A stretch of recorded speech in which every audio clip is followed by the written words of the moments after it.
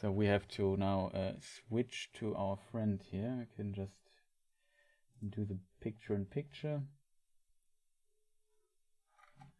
There it is. We watch over Twitch.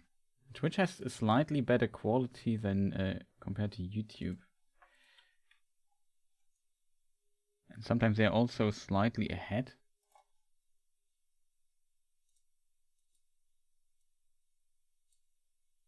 No, YouTube is actually ahead. Part of something beautiful. YouTube is a few minutes ahead. There's actually something going on already on. So we watch it on this here, so we don't miss anything.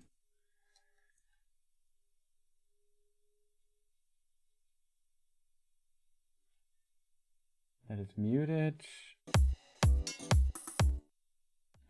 There's music going on. Don't want to get claimed. Make it really, really not that loud. 20 seconds. Can't believe that I'm somewhat in time. Again, well played. GG to my partners in crime. Playing Overwatch. Well played. Was fun. And now we see what Blizzard has in stock for us, I guess. Okay, that's the first thing. That feeling of just knowing a game is right for you when you first lay eyes on it is such a great feeling. The thing that happens is you start to feel the excitement just build up. I'm thinking about it all the time, even in my sleep. Incluso a veces por una misma comunidad. Te llegas a enamorar bastantísimo. I play video games because I love stories. Experiencing worlds that you can't experience as yourself. I guess video games allow me to be what I can't. It's fiction, but it's not. You can come home, log onto your PC, and disappear into a different world. I am a part of something bigger, a part of something beautiful. As an autistic person, video games give me a place where I could be in a world that made sense to me. I will tell you that all of my family play video games. Me and my brothers, we would share the computer 1 hour at a time. 저는 제 와이프랑 게임을 가장 많이 해요. I'm really enjoying playing video games with my dad. My children. My little sister. That connection between video games, allowing us to converse with each other, added a lot to our relationship. Games like the World of Warcraft let me meet people that I probably never would have. I can honestly say I met some of my best friends through playing games. We have this connection that allows us to share our joys, to share our achievements, to share our growth together. Every time I'm able to achieve something, I'm able to make myself proud. Killing heroic Blackhand back in Warlords of Draenor was one of my favorite memories. I managed to find that one hidden pylon with my one Mutalisk. We beat hardcore Inferno Diablo. I was able to hit gold in competitive in Overwatch. I had someone say, oh, I can't lose to a girl. And I beat that guy. So I was able to slay this warlock as a little gnome holy priest, commentator, screaming the whole time. Host and commentator. Pela caminhada ter sido tão prazerosa e pela conquista ter vindo. A gente se sentiu muito, caramba, a gente conseguiu algo incrível aqui. I killed the Lich King! I killed the Lich King! 然后夺冠的时候，现场的女性工作人员，包括有些男的工作人员，他们都哭了。Many years ago, I was doing a quest in Tirikar Forest, and a lovely little mage came up and said, "Would you like a hand?" They helped me for the rest of the day. We've been married now for over a decade. Those video games filled a void. They filled the friendships that I didn't have. There isn't a huge LGBTQIA+ community in my city. So when I was able to play a video game, I was able to start talking with people who didn't really care that I was a gay male. But video games were my escape. When I was a teenager, my dad was diagnosed with ALS, and I looked to video games as a way to escape from that sort of reality. Everything happens for a reason, and I'm just glad video games were there for me. I'll never stop playing video games. There's no way. I imagine myself one day being an 80-year-old grandpa gamer. Playing video games has shaped me. I don't think I would be who I am today. My passion, my interest, my excitement, they belong. Video games opened for me the world. And because of that, I'm forever thankful. And I can't wait to see what the next generation holds.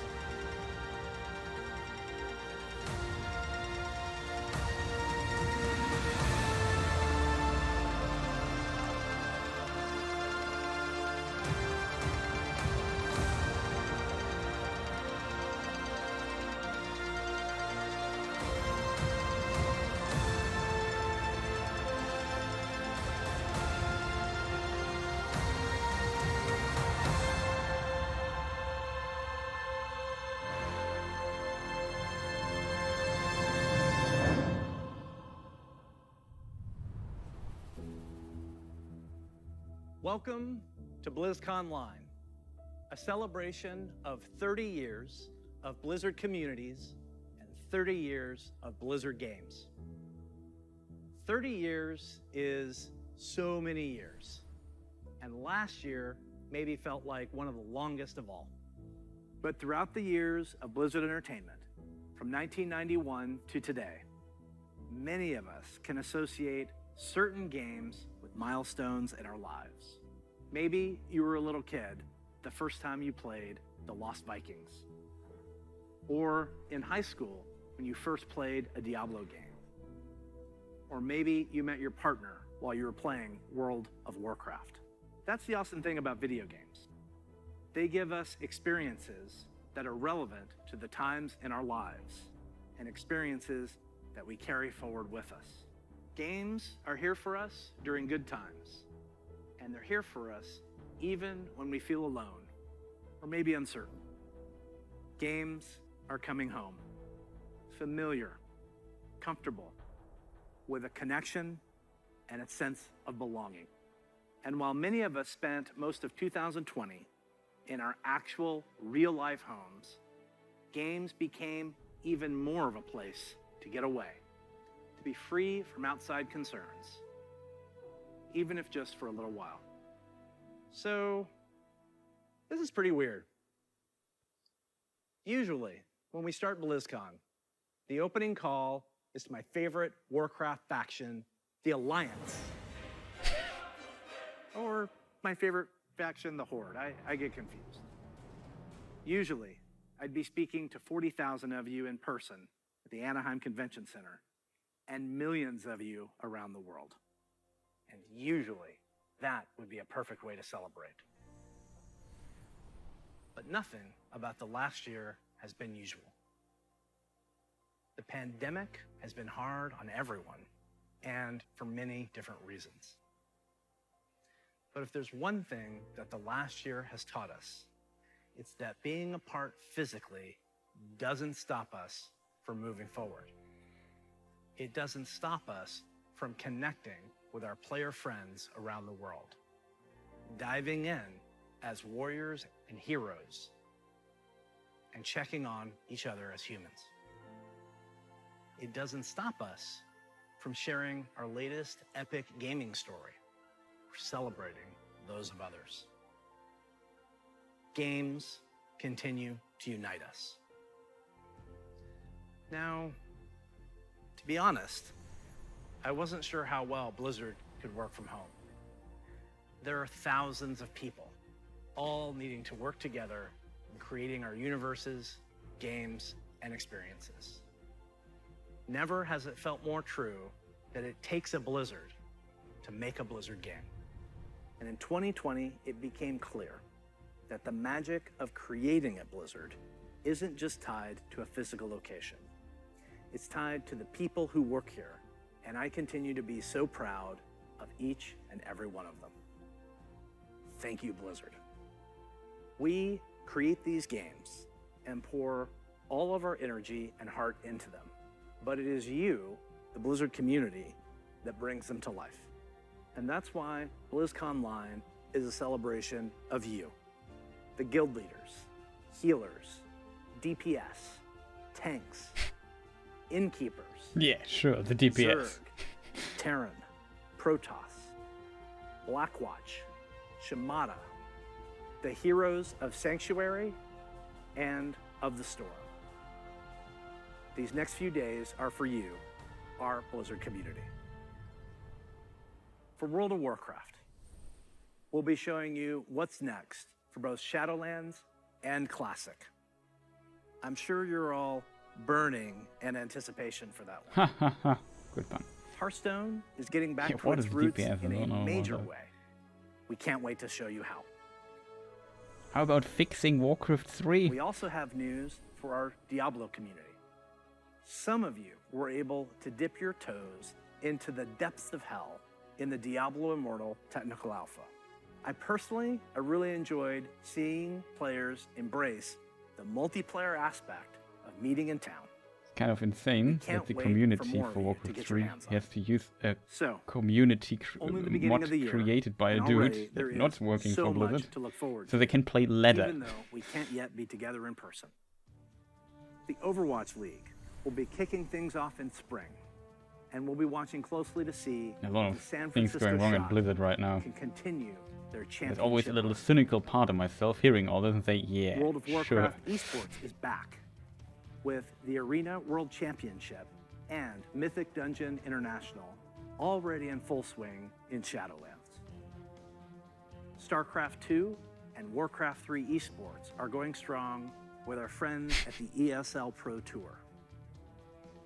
And qualifiers are already underway for the first online stop of the 2021 Hearthstone That's the Masters Pro Tour? Tour, Oh, Sarah. with the first event taking place The next chosen one, the first one who beat But the Koreans. before we get too far ahead, let's take a look one last time. They beat him really Twin convincingly. times were a little simpler.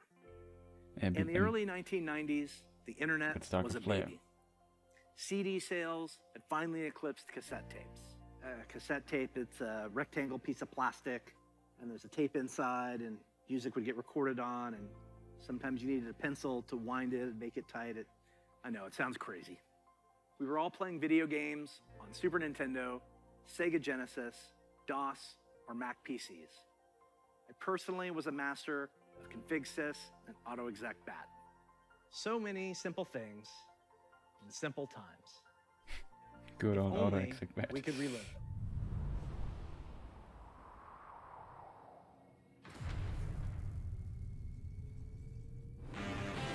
The stage is set. The green flag drops. Let the carnage begin. Holy Toledo! What a collection! Vikings, classic. Overwatch Racing, also a classic. Now we're talking.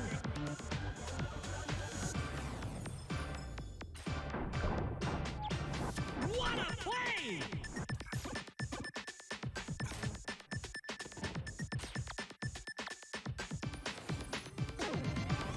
Crank up the volume! Unbelievable!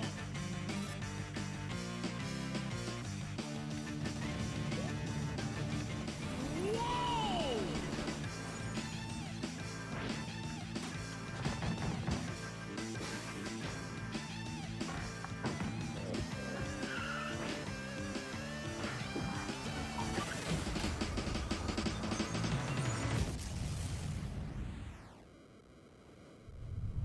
Blackthorn. The Blizzard Arcade Collection, featuring the Lost Vikings, Rock and Roll Racing, and Blackthorn. These are ports of the games just as you remember them, allowing you to relive the original experience of all three titles in 13 different languages, with a couple of quality of life upgrades.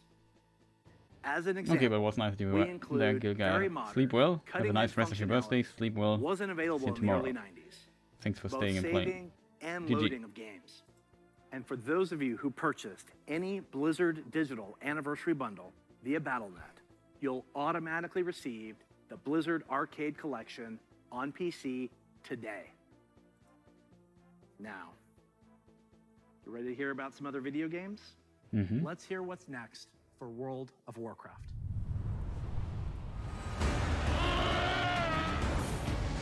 I have no clue about World of Warcraft. So who is that?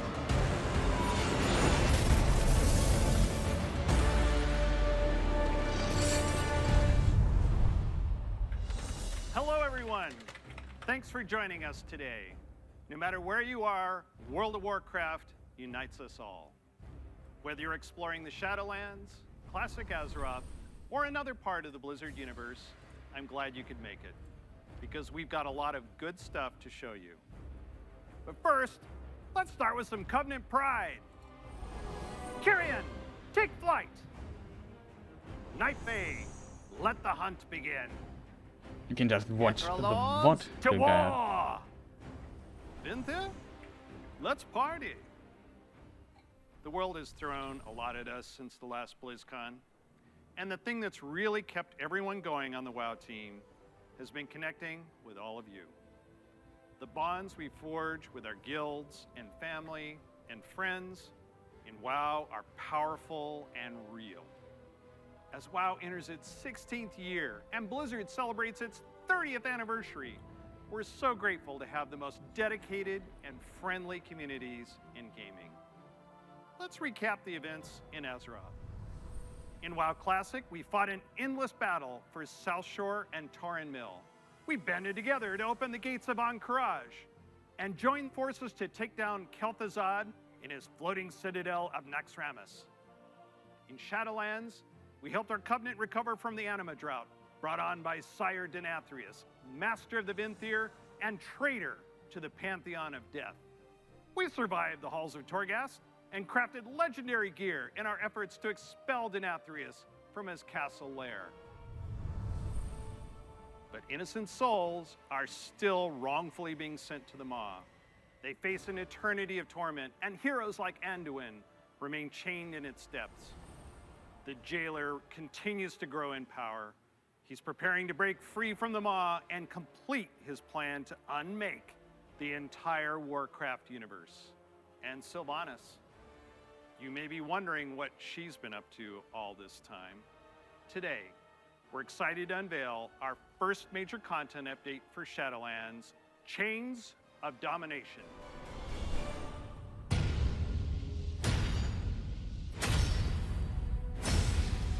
Look around you!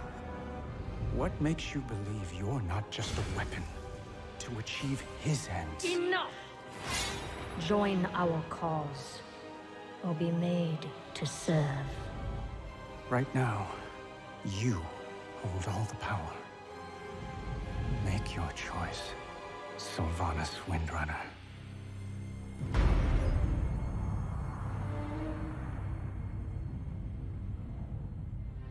Despite all our efforts, the Maw continues to grow.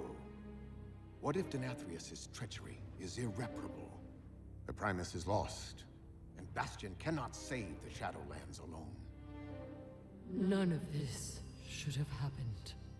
Perhaps the Winter Queen could... My Archon, a living soul, seeks an audience. A mortal? A king. By all our measures, one who has spent his life striving for justice. One who would give anything to serve his people. One whose heart is true. Very well. He may approach.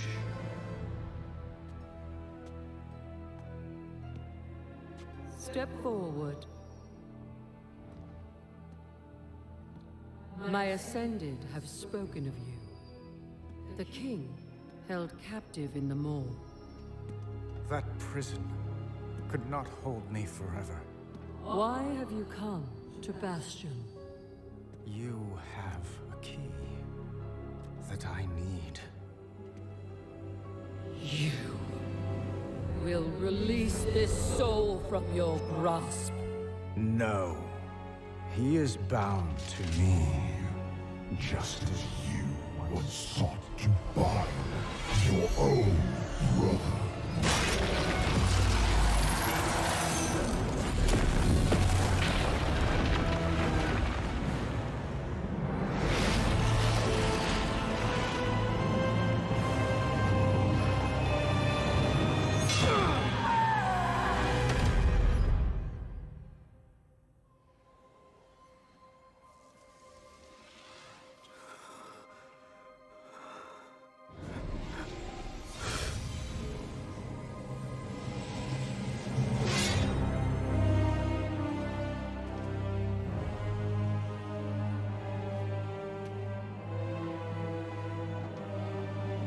The vessel performed its part flawlessly. keys your name. Then they will see. Death was never meant to be chained.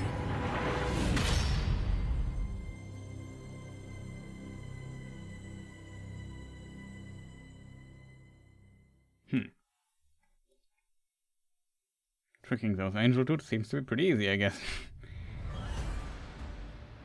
That is so intense. I know you probably have a lot of questions about what you just saw and what it means for the next stage of your Shadowlands journey. Later today, my teammates Ian and Jeremy will be telling you more about Chains of Domination in our Shadowlands update. Please check out the World of Warcraft channel to find out more. Next, I'm excited to share our upcoming World of Warcraft charity pet program. We've heard a lot from our community about how much they love these pets and the opportunity to give to a good cause, along with ideas to make the program even better.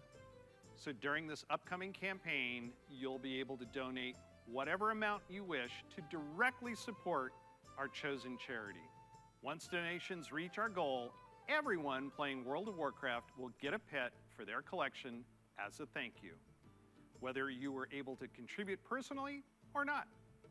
And to make this a fun challenge, if we reach a stretch goal, everyone gets a second pet too. And here they are.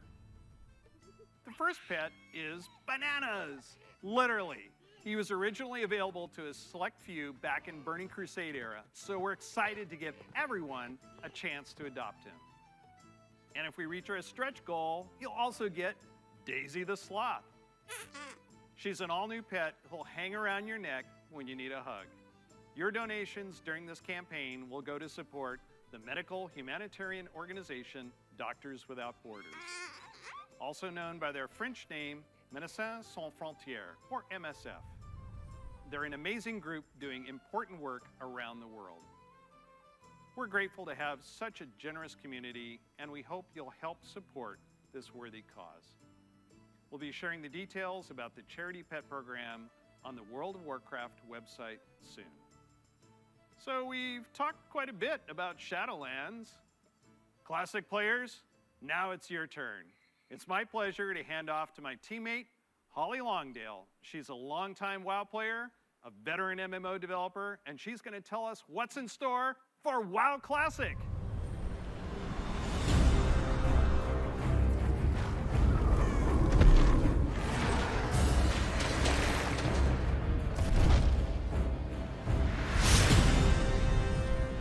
Hi, everybody. First, I'd like to thank all of you who have ever been part of the WoW community over the years. You know, online worlds like WoW have been a huge part of our lives for decades now. As a dedicated MMO fan and a developer myself, I remember hearing that Blizzard was going to be making their own MMO.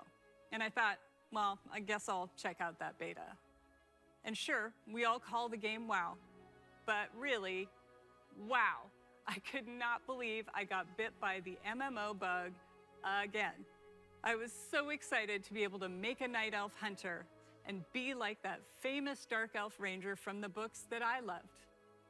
I have to tell you, Azeroth was, and still is, a place I love to live.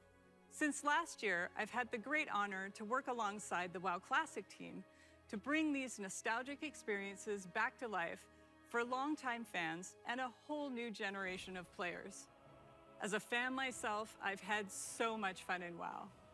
From the simple things like drive-by buffing or making friends on that long haul from Teldrassil to Ironforge, all the way to the absolutely staggering, like when I jumped blindly through the Dark Portal and was running through Hellfire Peninsula, heard this terrifying noise, and then saw the Fell Reaver. Biggest roamer I had ever seen, and I was very glad I had feigned death in that moment. And that's the thing about WoW. These stories and experiences we all share keep us coming back time after time. With that said, I'm super excited to be able to share with you where our adventures are taking us next.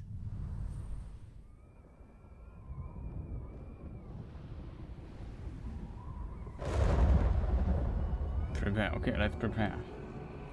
I don't have much to say because I have no clue what's going on. I have a lot of friends who play Classic.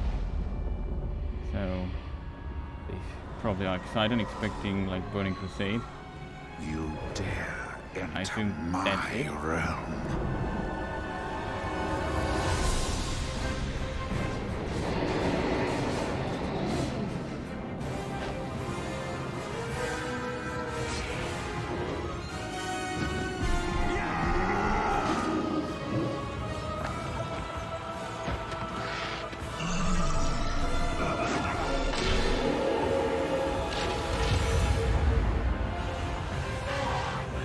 Want to point out that like the success of World of Warcraft somehow crippled the MMO as a genre, MMO genre as a whole.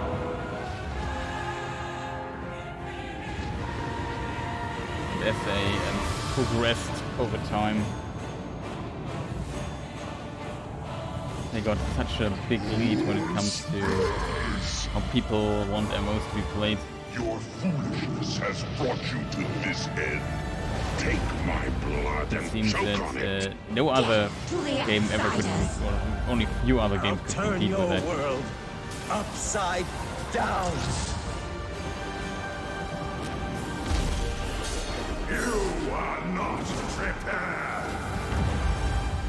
There it is, Burning Crusade Classic. Okay, so it's basically what people expected. There was also a leak already in the press kit that this would come, but I guess everyone expected it. Brings back so many memories, right? Like exploring the fungal forests of Zangarmarsh, or being awestruck at the chaotic magic alive in Netherstorm, the Draenei in Exodar, the Blood Elves in Silvermoon. I love playing them both. Do you choose to enlist the Aldor or the Scryers in your quest to fight the Legion? And of course, we can't forget gathering all your friends to fight Illidan at the top of the Black Temple. I can't wait to relive it all with you. Since the team first set out on their own quest to bring the original WoW back to life, we have learned a ton about what players are expecting from this kind of experience. We've also learned when to keep things just as they were and where we all might be open to some changes. We're bringing all these lessons into Burning Crusade Classic, with our primary goal to bring back the same feeling you had when you faced the Fel Reaver for the first time, or when you were digging through piles of Felhound poop. Of course, we can't get this right without you, our incredible community. Soon, you'll be able to revisit Outland yourself when beta starts and tell us what you think. Later, all WoW Classic players are going to be presented with a meaningful choice for each one of your beloved characters. Do you want to move on into Burning Crusade Classic? Or do you want to stay in the original Classic era forever? Whatever you decide, you can do it all with your one WoW subscription. Now, I know I've thrown a lot at you, but don't worry. We'll be getting into the details in our panel later today. So stick with us. We'll make sure you are prepared. And now we're going to hear what's coming up in Hearthstone. I guess that was also a pretty big money printing machine, World of Warcraft for Blizzard.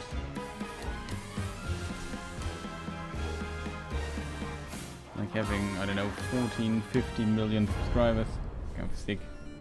But how many they have Greetings. today. We're truly excited to share with you everything that's coming to Hearthstone this year. But first, let's take a quick look back at the year of the Phoenix. We added our first new class, the Demon Hunter, and ventured into the ruthless Outlands. Then we went to Skullman's Academy and got to explore dual class cards and their powerful synergies. And with our third expansion of the year, we brought you Hearthstone's biggest update ever, alongside the menacing old gods in Madness at the Dark Moon Fair. We launched a brand new game mode, Duels, that saw more than 10 million matches on its first day. We also introduced our long-awaited achievement system and made a significant overhaul to the rewards and progression within the game. Now, it's time to say farewell to the Year of the Phoenix and see what's in store for Hearthstone this year. Welcome let's see to what. the year of the Griffin. Over the last couple of years, we've made big changes to Hearthstone. Throughout the year of the Griffin, we want to keep delivering fun, new experiences and make sure that the tens of millions of you playing Hearthstone are always excited to log in. First up, we'll be giving the standard format its biggest shake-up ever, with the launch of the Core Set later this year. The Core Set replaces the old Basic and Classic sets with a collection of 235 cards made up of some of the best from throughout the years, as well as 29 awesome brand new cards. And the best thing about the Core Set is that it's entirely free. So, there's never been a better time to get into Hearthstone. Here are 3 of Hearthstone's legendary dragons, reimagined to feel more up-to-date and competitive for modern-day Hearthstone. Ysera the Dreamer. You'll finally receive her full arsenal of dream cards right away. She's a nightmare for your opponents. Malygos the Spellweaver. He'll fill your hand with spells and is a powerful late-game play, worthy of the aspect of magic. And finally, everyone's favorite black dragon, Deathwing. He's still as destructive as ever, but timed correctly, he won't leave you empty-handed.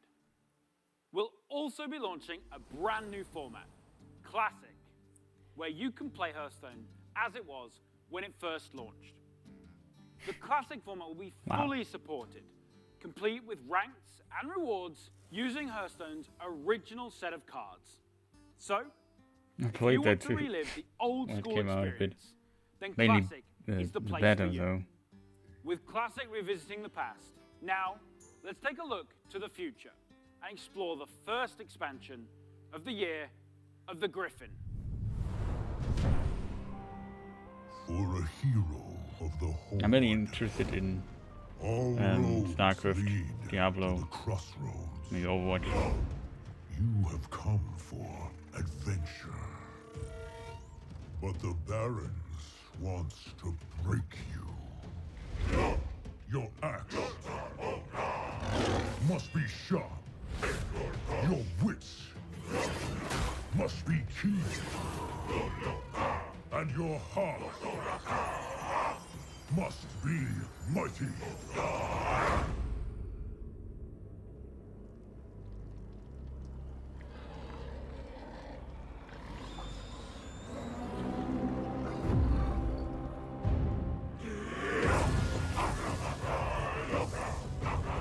Strength and honor. This is who we are.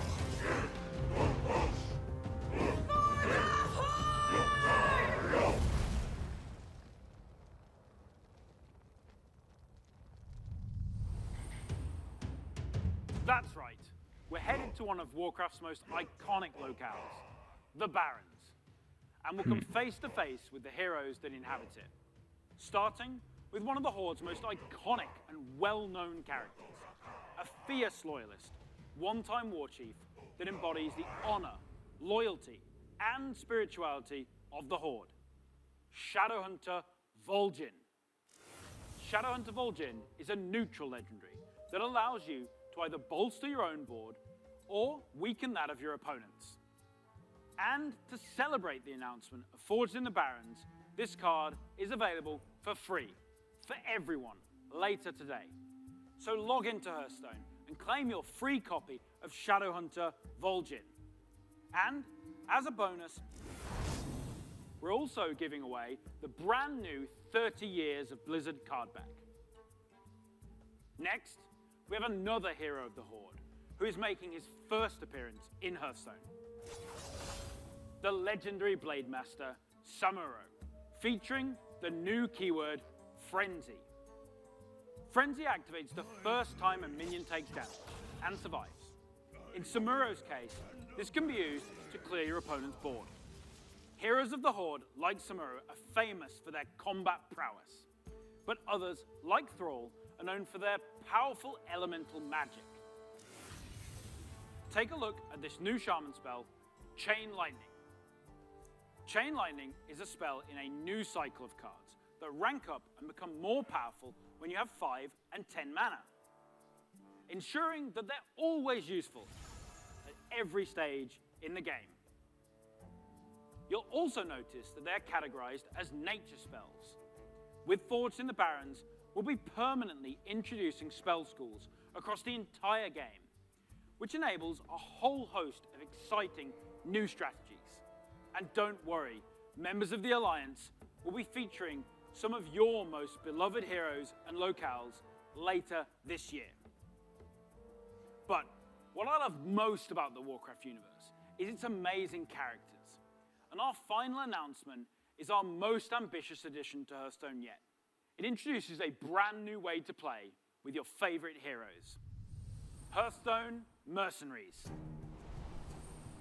Mercenaries features strategic RPG gameplay, where you build teams consisting of some of the most iconic heroes and villains from the Warcraft universe, including timeless characters like the infamous Sylvanas Windrunner, and Ragnaros, the elemental lord of fire.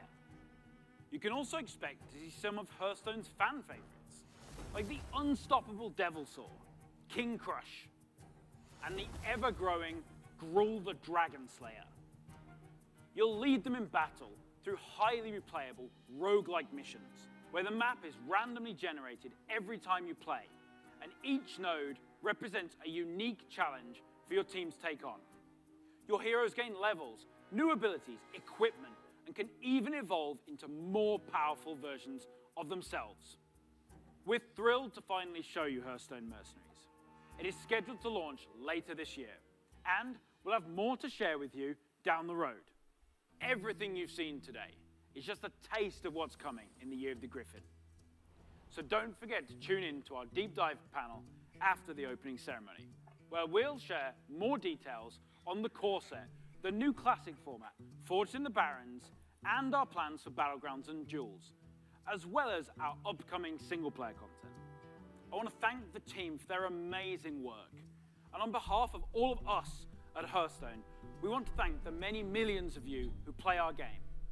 Your dedication and support is what drives us to make awesome updates and pursue ambitious and fun ideas. We can't wait to kick off the Year of the Griffin with all of you, and we hope to see you in the game soon. Next up, you'll get an update on all things Diablo. Okay, finally, something that I'm at least remotely interested in.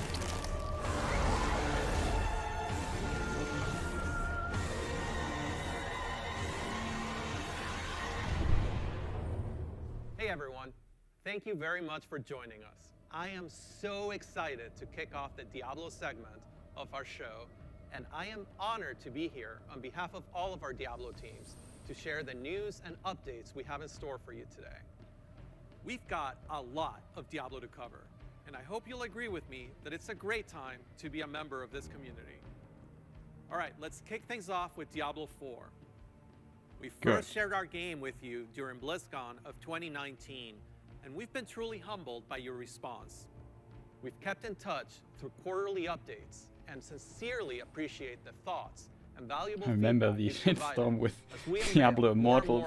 Well, there's Diablo Immortals, an indie game. People got really angry. After all, Diablo belongs to you as much as it belongs to us. Most recently, we teased an update to our campfire screen, and savvy fans, of course, understood that we meant more than just the character lighting and fire visual effects. That's right. Today, we're happy to announce a brave new soul joining the barbarian, the sorcerer, and the druid on this dangerous journey back to Sanctuary. A class is one of the most exciting things you can announce in a Diablo game. This one is especially exciting to me, as it's a re-envisioning of one of the first classes to ever appear in the series. Let's have a look. The rogue? Your prayers do not fall on deaf ears. Just know they are being heard. There is justice within the light. you have to be patient. Now, pray with me. May Akarat guide and protect me. May Akarat guide and protect me. May he shepherd my soul. May he shepherd my soul. And grant it mercy. And grant it mercy. What are you doing here? This is not the time. But this is confession. And I have sinned. I was a thief who stole from those more fortunate. I strayed from your light and found my trade in the shadows. There is a rogue. They call it murder. What is he called? Ranger? No, I think it's rogue in Diablo 1. Well done.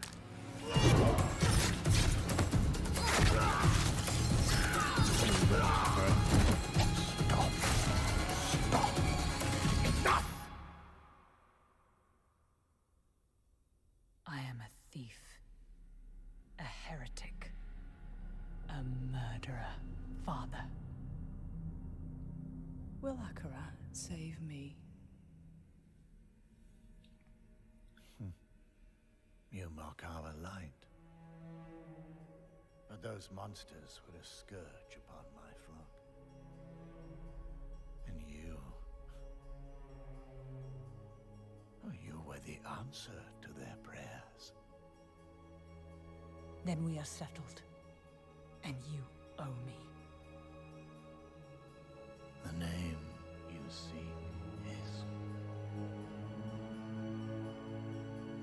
Thank the heavens for you. Heavens? I assure you, Father, the heavens didn't send me.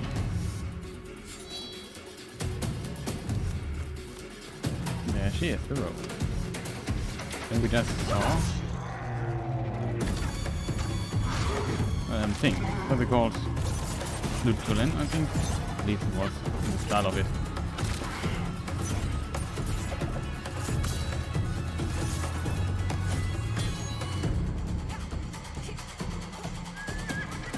I just want to point out, I was spot on with my guess. The rogue, the sort of Diablo 1. What class is missing? There was a mage in Diablo 1, there was a warrior, basically a paladin or something, and rogue.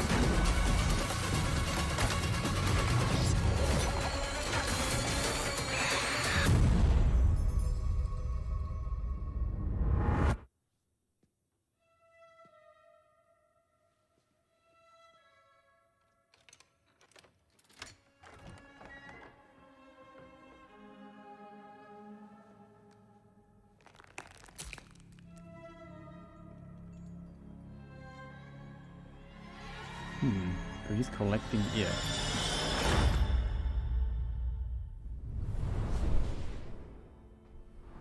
Just the sound of that ear getting pierced by the hook is so brutal. I feel like it's gonna haunt me for a long time. I've been a huge fan of the rogue ever since the original Diablo.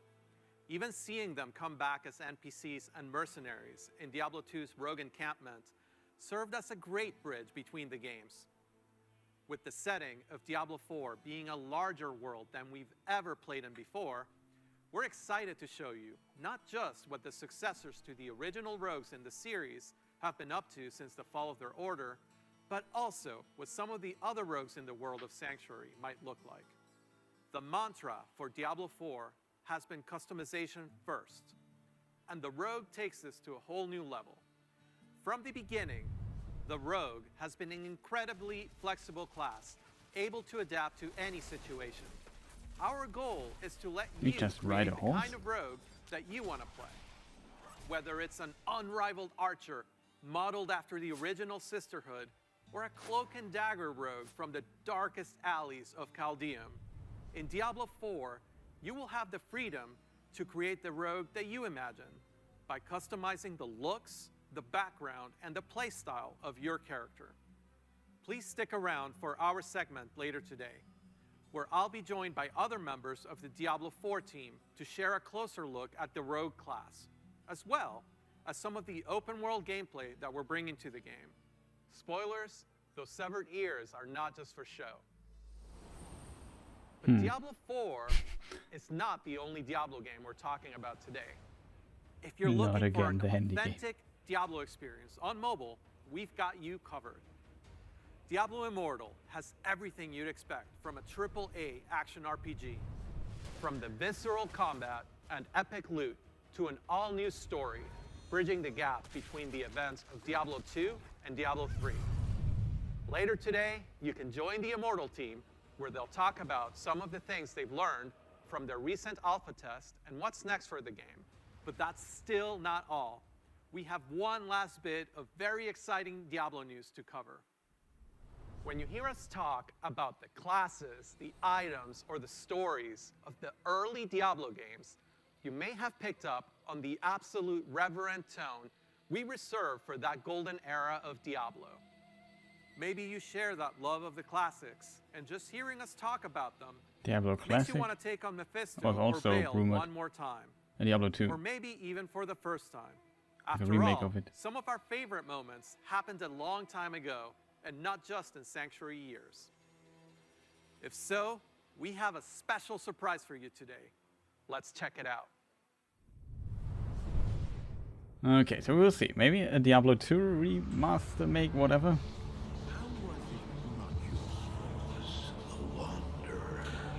Now you know what I seek, Marius. That is from Diablo II, Marius. I'm not acceptable of it after me. Arise, Diablo, Lord of Terror.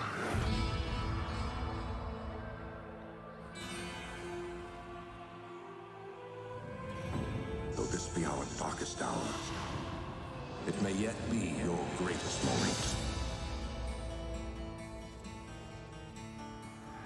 Remastered for a new generation.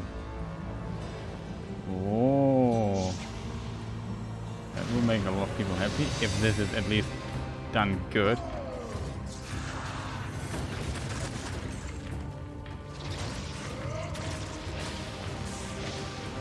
Aryan, Necromancer. What was it called? Druid? Sorceress.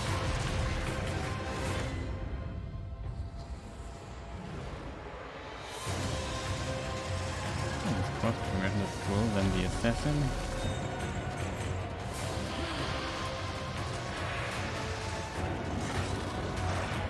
Yeah. Where's the Hammerdine? Not even death can save you from me. Diablo II Resurrected. Actually, people still play Diablo 2. That's kind of nice. I hope the multiplayer After works more than 20 great. years, the Dark Wanderer has returned. And once again, he travels east. Always east. Diablo 2 is a landmark game for Blizzard. Diablo II Resurrected is a full HD remaster of both the original game And the add-on. the expansion, Lord of Destruction. Because Assassin and Druid were The adventure 2D characters. sprite-based classic Think. that we love and brings it into the present in 3D, utilizing up-to-date graphical rendering and lighting technologies. It Wow. also includes modernizing all 27 minutes of cinematics, recreated shot for shot with the explicit intention of preserving both the look and the pacing of the original movies. Blizzard has a That's long pretty cool. history of games that we're proud of. And when we think about Diablo 2, we think about it as a definitive pillar in our foundation. Now, it's funny to think that some of you weren't even born when D2 was released, which makes it all the more important that we deliver an authentic experience wherever you play. We want everyone to relive their memories or experience the game for the very first time on their platform of choice. And so we're excited to bring Diablo II Resurrected to PC and console, along with cross progression. And for those of you who are in love with the original and you just wish it worked more seamlessly on modern computers, you can bring back all of that nostalgia exactly as you remember and enjoy the game in its original 2D form, much like we did with StarCraft Remastered. Obviously, there's a lot to talk about. Later today, Diablo speedrunner Mr. Llama will host a roundtable with members of the development team on the dedicated Diablo channel. If you are a Diablo 2 fan, I encourage you to take a look.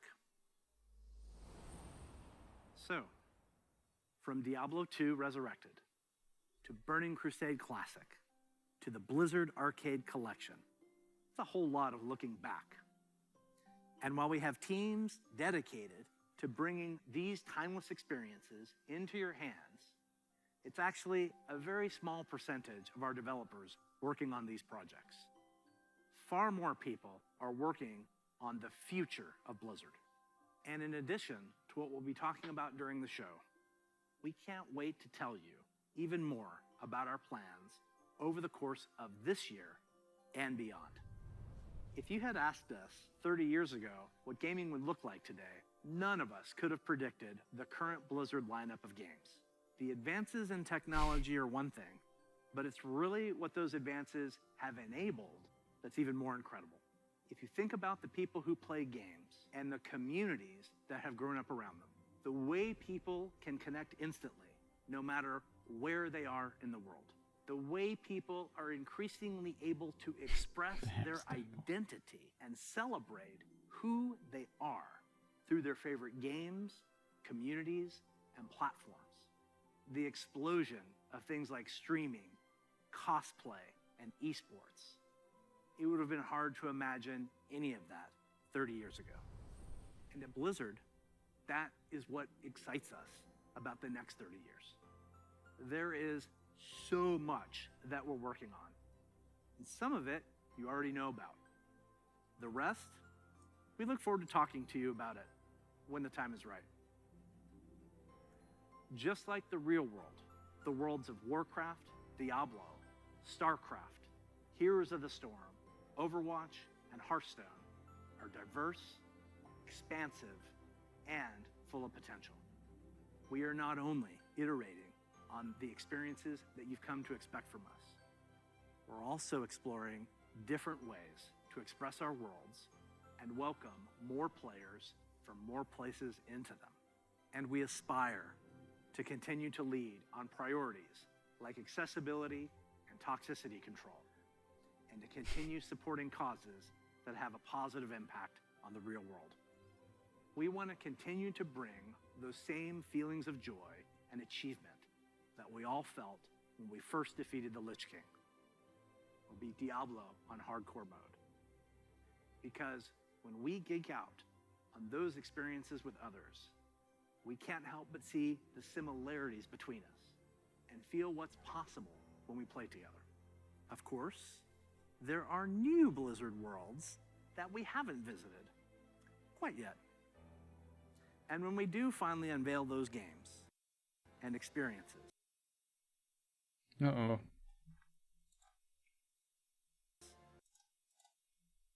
they are spaces where you can create new stories, forge new friendships, and make memories worthy of lasting a lifetime.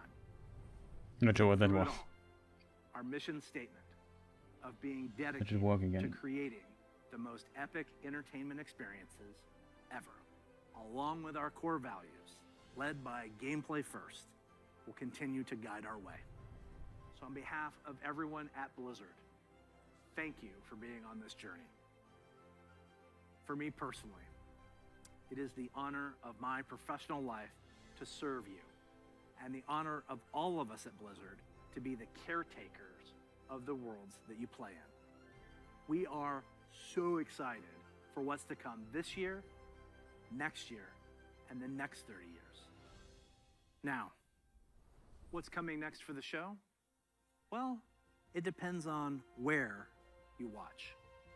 For those of you looking for an update on Overwatch, check out the behind-the-scenes look into the development of Overwatch 2 over on their dedicated channel right after the conclusion of opening ceremonies. There, you'll hear about Overwatch 2, new content, new features, including new maps, hero missions, talent trees, and more of what we think will make Overwatch 2 a unique gameplay experience. For World of Warcraft, Diablo, and Hearthstone, you'll get a closer look on their respective channels. And on the dedicated strategy channel, some StarCraft legends will be going head-to-head in epic competition. Once again, welcome to BlizzConLine. Be good to one another. Welcome home.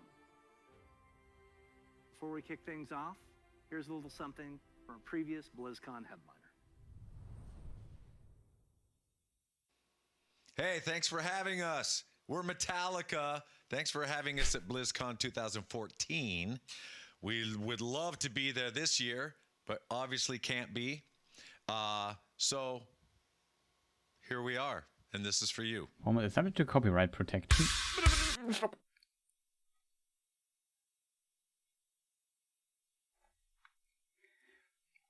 We can't, of course, show this because of copyright protection. At least it warned me. That's very nice. So that was that stuff. We could head over to maybe, I'm not sure when the Overwatch stuff is going on.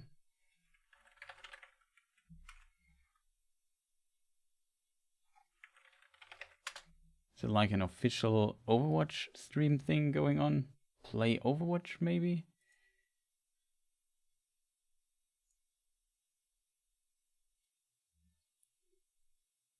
Opening ceremony behind the scenes Overwatch 2, 3:05. When is this? 1 hour, 5 minutes later, so in 7 minutes or so. Voices of Overwatch, creating a soundtrack. I don't care. I just care about what's going on with the next Overwatch, right? So we check this. StarCraft could be interesting.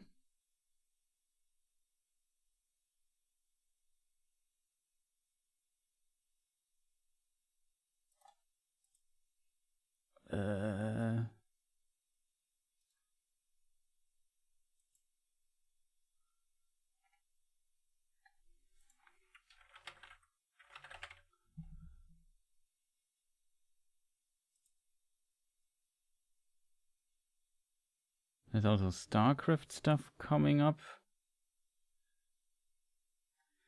StarCraft Legends.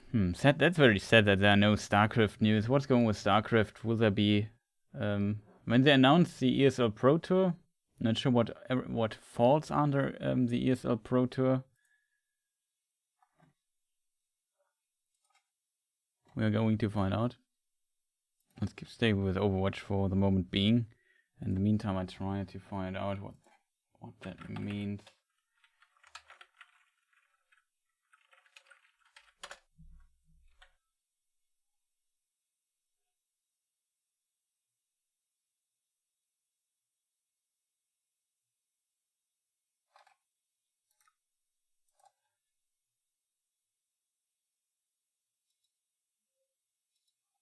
So we got a rogue.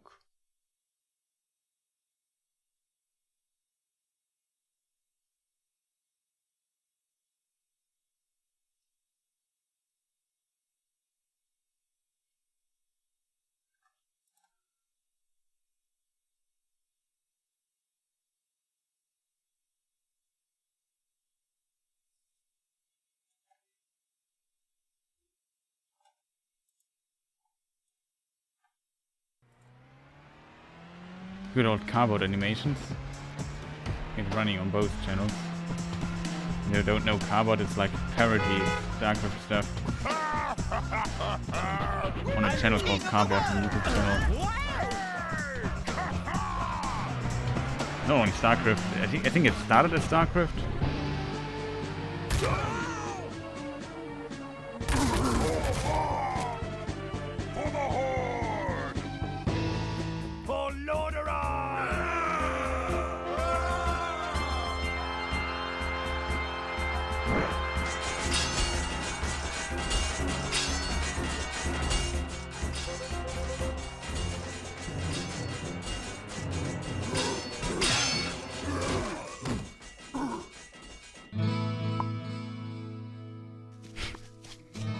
just put. Stay a while and listen. Your death will. The event of Diablo 1.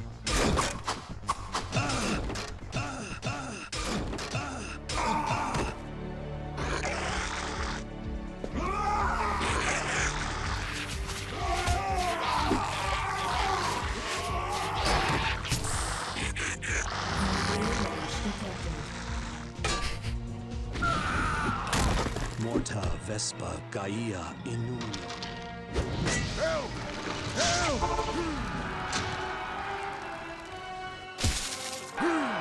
Man, they get king it. Is this Diablo in 60 seconds and other stuff? Strike with great vengeance!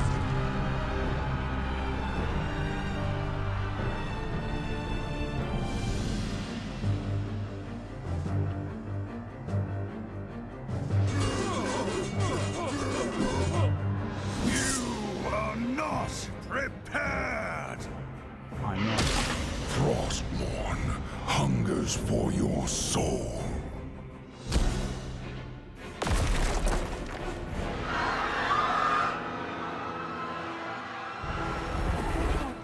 Yes, ring again.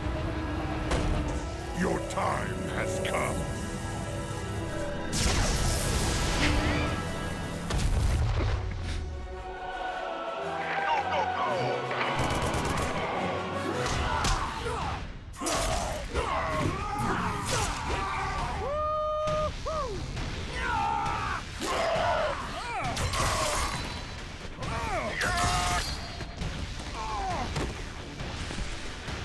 Enough flames and rain.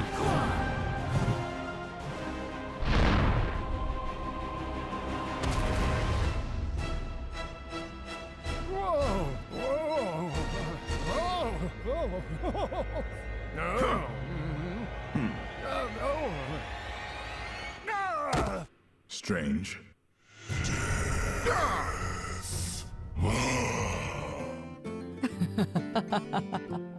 Greetings to you. Seems you're ready for the real thing.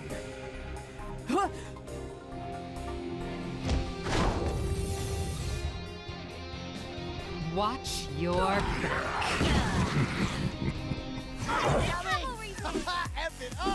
Hey, look at me! Oh, looks like we got an audience. I'm getting good at this. Oh, we love it. I am in the groove. turret online. Surprise! Piece of cake. Like the eyes of Tracer.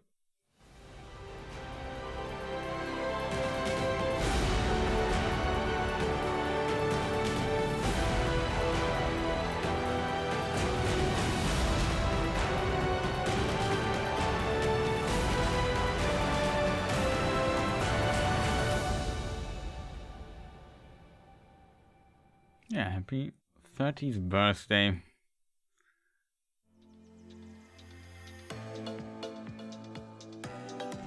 Copyrighted music. No risk here. So is it, what page is it? Is it the StarCraft? Yeah, it's the StarCraft one. I assume we switch to the Overwatch thing because I'm of course interested in what's going with Overwatch. Okay, something happens. Behind the scenes of the Overwatch things, okay. Welcome everybody to BlizzCon. We know that you Jeff. all want to hear more about Overwatch 2. Allow us to invite you behind the scenes to explain more of what we're doing and why. Everybody, please hit record. Fingers crossed. We lost Scott. It's off to a good start. This is going great. We've been assembling one of the best teams that I have ever worked with. I'm nervous. And I'm so proud of the progress that we have made together. We really liked the stylized drop down. Imagine that it's coming forward, boom, boom, this starts to spin. The scale and the scope of this game have meant that we've needed to grow substantially. We have to. Sorry. Let me start. Overall, I think we've done incredibly well as a team moving to work from home. Oh, shadow play. There have definitely been challenges, but the team is really putting everything we've got behind this game. To me, it's the next big step in the Overwatch universe. New heroes, game modes, major story beats. With competitive and PvE, I see Overwatch 2 as the Overwatch for all of my friends. You know, we're always inspired by what story and franchise development does with their animated shorts. We really wanted to bring that cinematic experience into the game. You can invest in your heroes and grow them over time. I'm super geeked out about Overwatch 2. I can't wait for people to play this game. It just gets better and better. There are some things that we just can't do without a sequel. So thank you so much for your patience so far, and I hope you enjoy this behind-the-scenes look at Overwatch 2. Oh, that's only for single player. For multiplayer, that would be really annoying. All of our players at home, they want to see one of the new maps that we've never talked about before. Really? I can just talk about anything that I want to.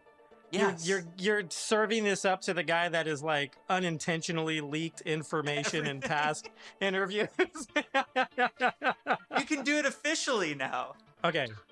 So one of the maps that I'm most excited for in Overwatch 2 is our Rome map.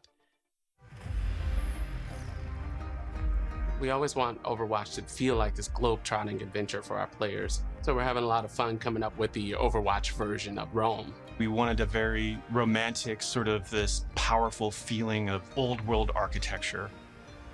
One of the most exciting things for me is the early building of these maps, where we get to sit down together with key people from the environment team, level designers, effects groups. We'll spend some time talking about moments in the game that we really want to see, like the Colosseum or a grand view of the hills of Rome in the backdrop. And then we'll go back and do a paint over, or we'll do a concept painting of certain things based on that.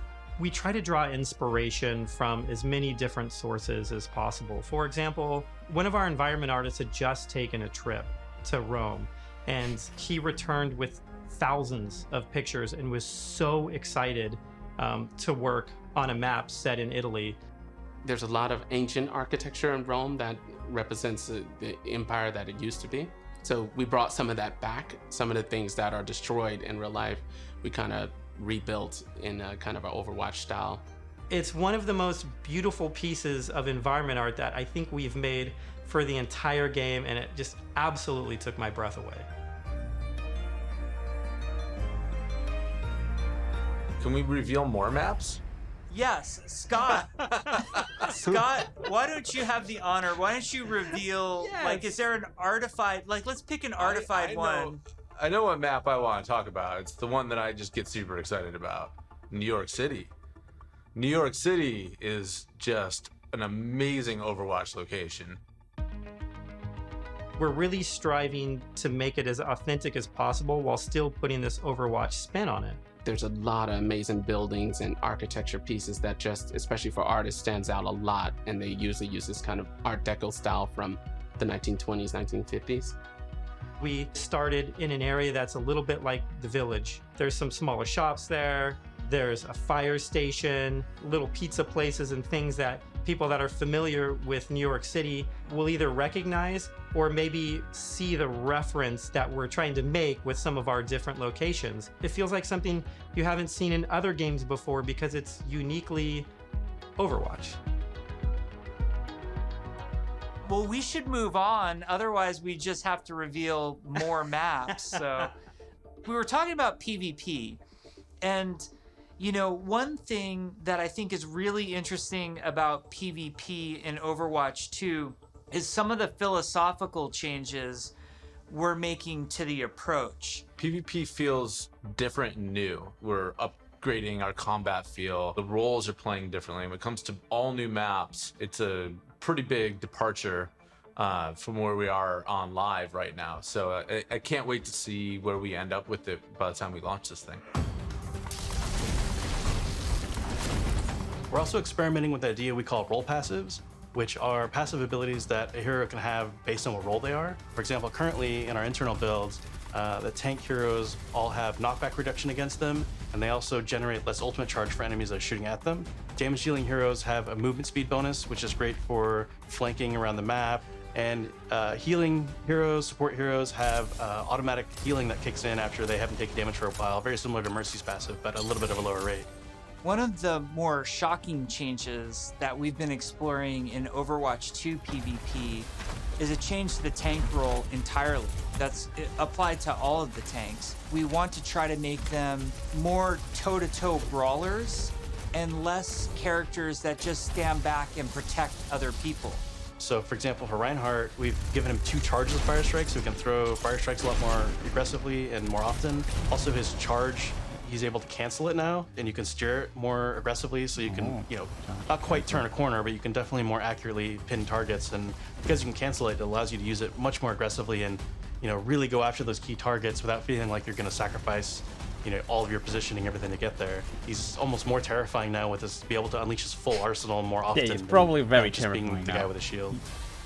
The changes to Reinhardt that we're trying, and they might not ship, that's just the reality, but the changes that we're trying right now are to try to embrace more of that instinct that players have when they want to play a big burly character tank. that looks aggressive and feels like it should be aggressive.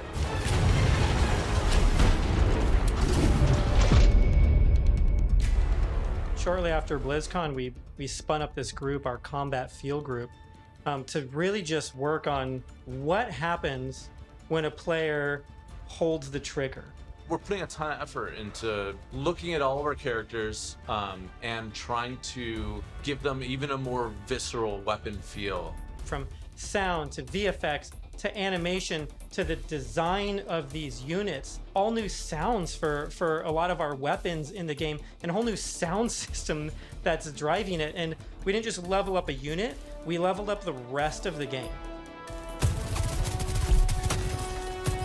When we first started working on Overwatch, we spent quite a bit of time working on gunfire sounds and just general combat feel to make it feel really awesome. We're revisiting pretty much everything, nothing's off the table, so we're looking at even kind of small things such as quick melee attacks that every hero has. So they have kind of new audio pass and a new kind of feel and visual effect when you hit things. One of the bigger efforts we're undertaking for Overwatch 2 is what we're calling our Weapon 2.0 Sound Pass. What this is a big overhaul to the weapon systems in the game. That means the way the gun feels in your hands. You could feel the ammo running out as you're getting lower on the clip. We've really tried to amplify those sounds to better encapsulate the gameplay and the gunplay that comes with Overwatch 2. Another key for the weapons was getting them to feel like they're in the environment. This meant working with convolution reverb. It's a new system that we've implemented into Overwatch. It's a way that we can capture the acoustics of an environment and transport it onto the sounds that we're using. So we went and captured tales of guns in different environments through our weapon shoots.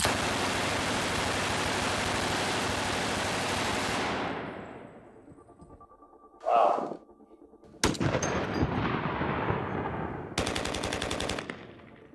And then we've cut them and applied it so that we can support a lot more environments.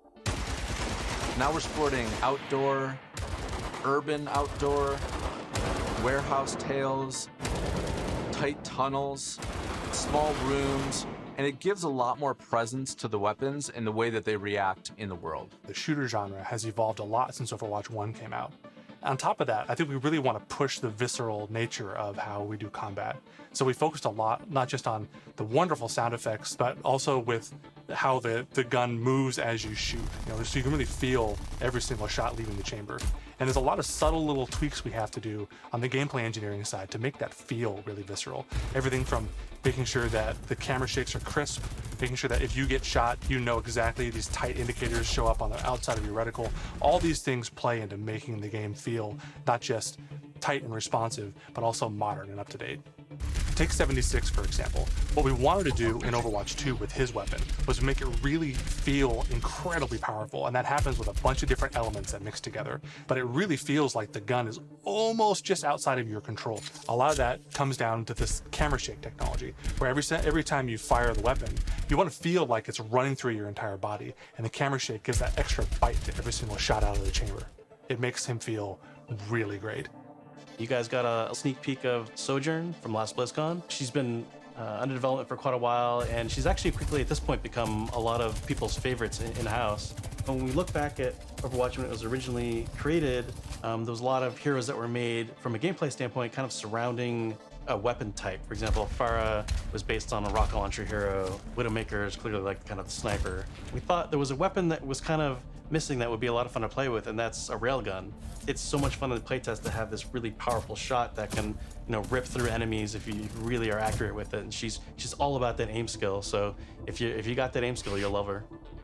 We're still exploring new game modes, and we're also reevaluating older game modes that people are more critical of.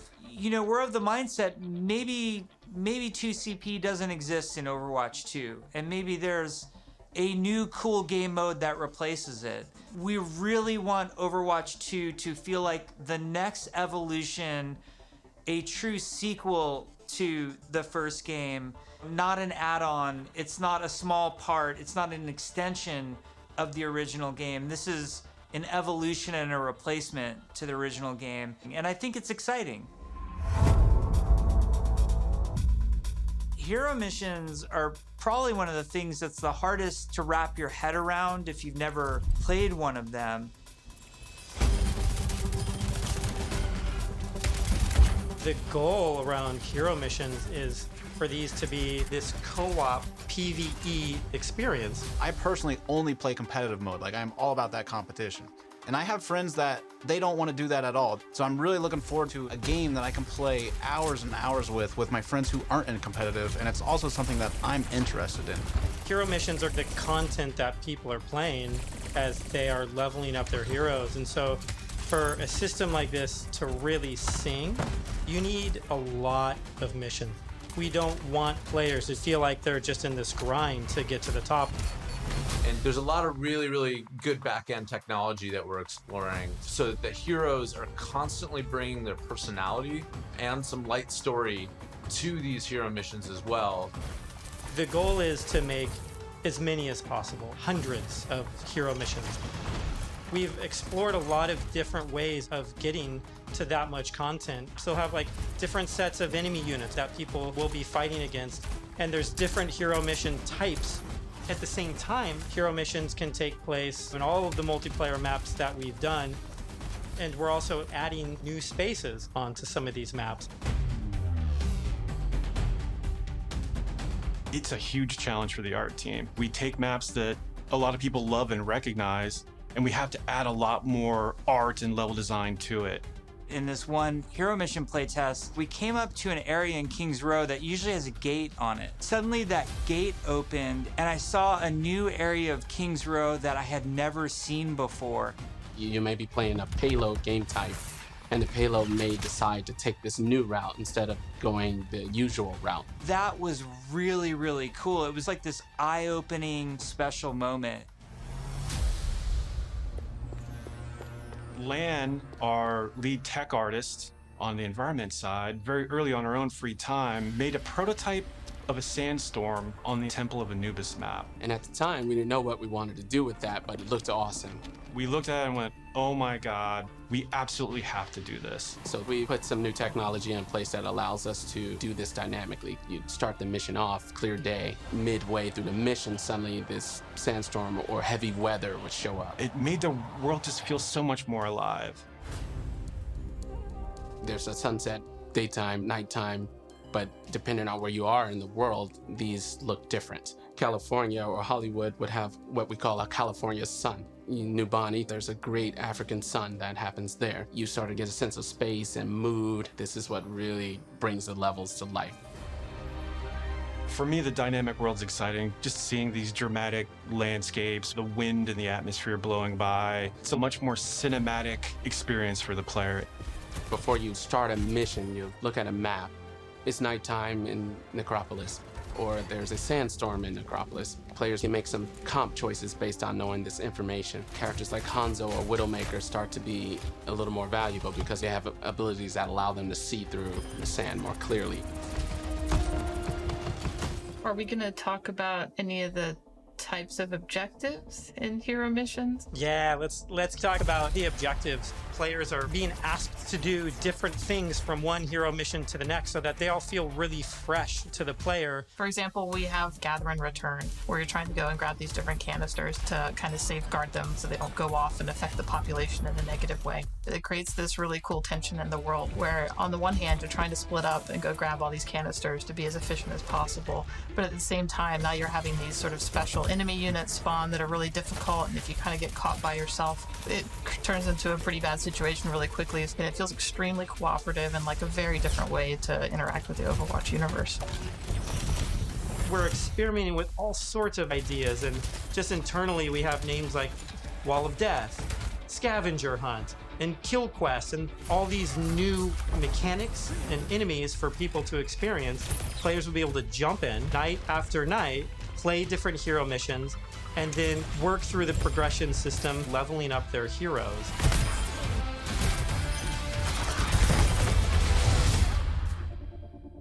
Progression and talent. At BlizzCon in 2019, we started to talk about progression, and we showed the very early version of our talent system, which I think was really cool. We had that one talent where like Make became the rolling snowball, which was a big hit. We've really blown that system out. I'm real excited about talents. You can play the same hero in so many different ways. Now with the skill tree, you can have fun every night doing different things and kind of experimenting. Yeah, the talent system is like really deep and rich, and every single hero has different trees. You might open up 76's tree, and as you're leveling and picking new talents, you're starting to feel your hero change. We've had some pretty hilarious versions of the healing one where his biotic field travels with him. It also repulses enemies. We called it the snowplow build, where 76 is like running through spaces, pushing enemies away from them. Designing these is super fun because it's like we get to break all the rules that we've sort of established for ourselves, and we get to really take the gloves off and do crazy things like Junkrat can dual-wield grenade launchers, and we've had Mercy be able to area effect res their whole team at once at super long range through walls. It's been a ton of fun, kind of like mad scientists making all this stuff. You're all used to using these kind of kinetic weapons like Soldier 76's rifle or fire attack like what Reinhardt's Flame Strike does. As soon as you start to mutate these things with talents, all of a sudden maybe you're doing freeze damage or electrical damage. But it gives the animators a bunch of crazy opportunities. You know, the animations are going to change to show them freezing and shattering. And if you shock someone with a lightning attack, they can shake in place and stun, maybe chain to other enemies. All sorts of stuff to make you feel like you're controlling the battlefield in novel ways. As a huge RPG nerd myself, the first time I opened up the talent tree system, it was like, oh my gosh, this is speaking my love language. Like, I just want to plan, and I want to see like where do I want to invest and how am I going to play this character. Yes, it's so great. And you start at the bottom of the tree. Like, yes, oh my, exactly. Like Tracer gets to do what? Yeah. And then you start working and kind of planning how you're going to get down there. It's like, it's so fun.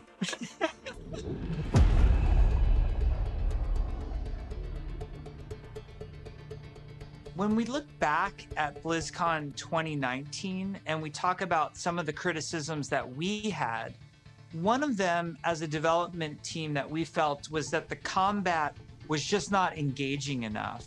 So the fact that our combat wasn't highly engaging to us as players meant that we had a problem with the enemy units and that they just weren't feeling interesting enough. Just because we show something to the public, it doesn't mean that that is what it's going to be. If we make discoveries where things aren't working how we want, they're not reading how we want, they're not fun enough, we're totally down to reinvestigate, reiterate, and just really find ways to level kind of all aspects of things until they feel good. I would say a major focus of all of 2020 was to make the null sector enemy units more engaging. And some of this was adding new units and evolving other units that we had. interesting combat for us is varied combat for us. So sometimes we're going to ask you to protect something in Overwatch 2. Sometimes we're just going to ask you to get someplace. Sometimes we might ask you to escort something across a map while it's being attacked. And so it's a different type of spawning, and it's a different type of units that are in there, and it's a simpler objective. There's a lot of units Aaron is talking about. Lots of different units, lots of different types. They serve different purposes. You do different things to them. It's really going to help a lot of us find the fun and make sure that Overwatch 2 is a blast. One of those sets of enemies is what we internally call objective units.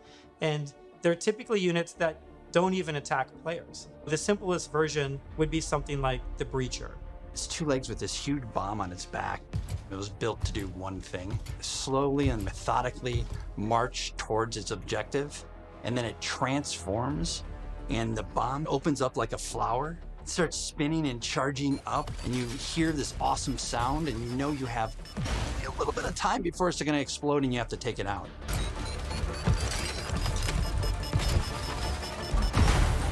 We have units like the slicers, which you guys have seen before. They're little, we call them the chickens. They're like little chicken slides. They run really fast. You know, we have a guy we're experimenting with right now who flies and drops these bombs that create these kind of ever-expanding smoke fields that you have to escape from, but because they're super deadly. So you really get to use your mobility options to kind of escape that. There's things like the Polar. You could be moving through these darker alleys, and as soon as you hear that Polar spawn, it suddenly becomes like really spooky and kind of scary. This very tall, elegant-looking character that's blindfolded, 3 orbs that circle around her as her eyes, and we basically spun those orbs around her head as a big tell, launched them at the player, and then it activates this tractor beam, and it's bringing you in, and then you get this awesome like anticipation of the hair opening up so you know what's about to happen. One thing we've just recently been experimenting with is this idea of elite units. We didn't want the elite units to feel like they're just, oh, this guy's got double health and double damage. We want to make sure the elite units feel like they have different behaviors and have different attacks. So for example, an Omnic Grunt, normally he fires his gun, he dies pretty simply. If you fight elite grunts, his weapon fires in a burst fire pattern. It's very deadly if you're close. And if you manage to take him out, they don't just die right away. They instead can crawl on the ground towards you, and you try to back away because if they get to you, they can explode. Artillery at BlizzCon, we're all just staring at this, and we're like, what are we going to do to level this up? One of the things we really felt wasn't coming through was the damage states. We intend for players to shoot these guns off, but currently it's not reading as something that can happen in the game easily. We changed the design, we changed the animation, and we go back and forth and just continually iterate. We decided, hey, you know what? We're gonna just delete half of these damage states, so now it's super readable. From an animation standpoint, we decided on spinning barrel version. We just did this really nice kickback.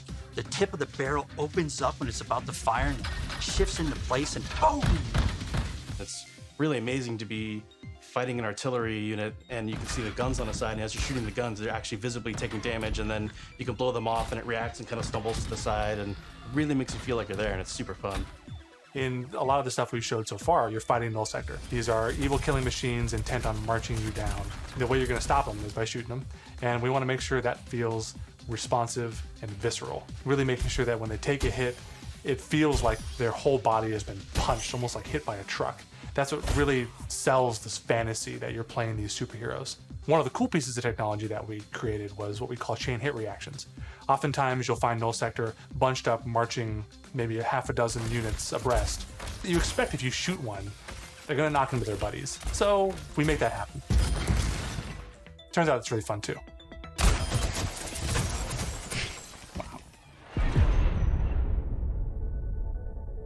One of the things that we showed last year at BlizzCon was the new looks for our heroes. The theory kind of going in was like, you want to preserve the essence of your hero, but also kind of show that that hero's evolved and kind of changed and moved forward. So we have a lot more new looks. So I'm excited to see how players and fans react to all of the ones that we've done so far. Maybe we'll share some of those new looks today, which would be cool. We're going to reveal McCree's new look for Overwatch 2 as well as Pharah. And we're really excited to show off some of our first villains with Reaper and Widowmaker. But first, I wanted to talk a little bit about technical wear, kind of like technical clothing. What that really is using, very techie fabrics, as well as, having very intricate but functional straps designed in a way that is very aesthetically pleasing. With McCree, we took a couple different approaches. He's got this classic cowboy look that it's really hard to mess with, because if you try to make him too sophisticated or too techie, it might not feel right for the character. But as a concept artist, you always want to change things around and try different shapes and silhouettes. So we did identify as Red Serape as the main thing for McCree. We also tried a couple different things with McCree's cowboy hat. We didn't really want to mess with that too much, because that's a very iconic part of him. So that's another piece that we kept. We tried some retro cowboy looks that mixed in some tech here and there. Some that were a little bit more techie than others, some that were a little bit more classic cowboy. We gave him a little bit of a longer beard, and it really gives him a nice kind of like a more aged look. What's different about Farah than some of our other heroes is Farah's completely covered in armor. We didn't want to change her silhouette too much. It was more about experimenting on different colors. So it felt really appropriate for her to be the one to harken back to those original Overwatch colors of white and blue. One of the things that we wanted to update on Farah was her visor. Instead of being completely opaque and reflective, we tried a little bit more of a transparent approach, and being able to see through it a little bit now allows us to see some more of her emotions. Reaper was actually the ones I was very excited to work on, because I could see a lot of potential in how we can integrate his cloak and his cowl and his armor, and how we can make all those shapes really sing within that classic, Reaper silhouette. We tried a couple takes with the first pass, like the completely silver arms, more layers to his jacket. Reaper's mask is obviously pretty sacred to us, but the thing you'll notice immediately is that it's now completely silver. Instead of the bone white, he's got this like almost like deadly edgy silver that just gives him that classic Reaper look. With Widowmaker, we started with the idea stage, exploring a breadth of ideas. We tried things like a more insectoid approach, treasure hunter. One of them made her feel like a classic Bond villain, so we kind of steered it back towards one of the more cyberpunk looking ones, almost like a futuristic femme fatale, which is basically what Widowmaker is, but she even feels more upgraded. So I'm super glad that we went down this route. We played with different hairstyles too. Widowmaker has the really long ponytail that's really key part of her look. And we really liked the hairstyle on one of the designs that was more of a parade, and it was really interesting look that also preserves Widowmaker's original silhouette with that long ponytail. We've been working a lot with our domino engine and making our cloth look better. Now that we have this cloth tech, we're going to be able to make some really cool, unique silhouettes that will help them stand out from other heroes. We put a lot of time and effort into our face rig, and what I mean by that is we're gonna be able to get really close to these characters, and it's gonna feel really cool. It is absolutely worth the time and the effort to invest in the technology, and that way we can make these characters do more things that we haven't really been able to do before. It's been super exciting working on the new looks for Overwatch 2, and it's just been so inspiring to watch the team try things that we've never tried before, and I just can't wait to show off more in the future. Overwatch 2 is probably the largest opportunity we've had since the inception of the franchise to really expand what Overwatch even means to our players. In 0 Hour, we saw that some of the heroes got back together, but we're also seeing that there seems to be a second huge Omnic uprising. We're going to learn who's behind that uprising, why that's happening, how globally spread is it. The story and franchise development group, they were really the torchbearers of what the big story is that we were going to tell for this game. We have a lot of interaction with them. They're working on in-game cinematic intros and outros for every one of our story missions. It's been really great to see this collaboration grow and develop. The story is just a little more integrated into our missions than it ever really has been before. All the available heroes get dialogue for a given mission. We have NPCs. We have multiple hero choices. We have all sorts of events that are happening that are driving players to interact with each other or parts of the environment or other characters. The world of Overwatch is this bright, shiny future. So how do you take that bright, shiny future and create conflict in it? How dark can the world of Overwatch go? The different challenges that these characters are going to have to overcome in Overwatch 2 are things that they haven't ever dealt with before or dealt with on this scale. So what we had to do was literally strip it down to this bare bones of where are these characters in their lives. Overwatch has been disbanded, and now there's a situation where the world's in trouble again, and the world needs the heroes again, but they're not allowed to be doing what they were supposed to be doing. We started to book these off-site locations so we could brainstorm over and over different versions of what the Overwatch 2 story campaign could be. And we basically had these whiteboards that we were carting around everywhere. The room was filled with whiteboards, and we would just write every day story beats with the characters and who was doing what and where. And oh my gosh, we forgot this character. We had these giant sticky notes, and each one of them would be a mission with a bunch of notes on it. You know, somebody say, well, what if we moved Rio to the end, and they'd physically grab it off the wall and stick it on the end. And we did this for a while, you know, until we all felt that it was pretty close to what we wanted. Then we could send it to our writers' rooms. The writers' rooms then had a much clearer direction of where we wanted this process to go. Ultimately, we come up with something that we think is right for the game.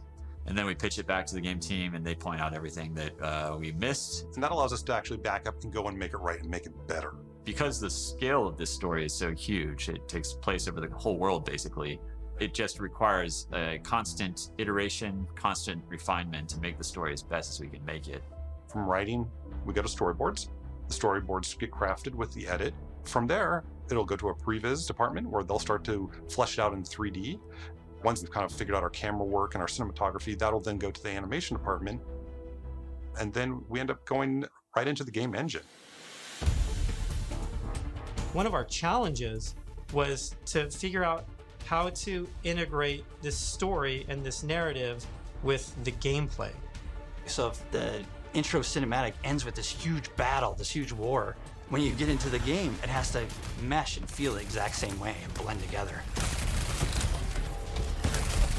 We really are also trying to get the music to be equally as consistent from in-game cinematics straight through to the mission. Adam Burgess, our lead composer, has been working with the IGC team, with the game team, developing themes for all of the heroes, all of the locations. As the cinematic director, whatever we're crafting should never override the gameplay. We want to make sure that the player's experience going from the cinematic to the gameplay is seamless and it feels like a completely immersive experience.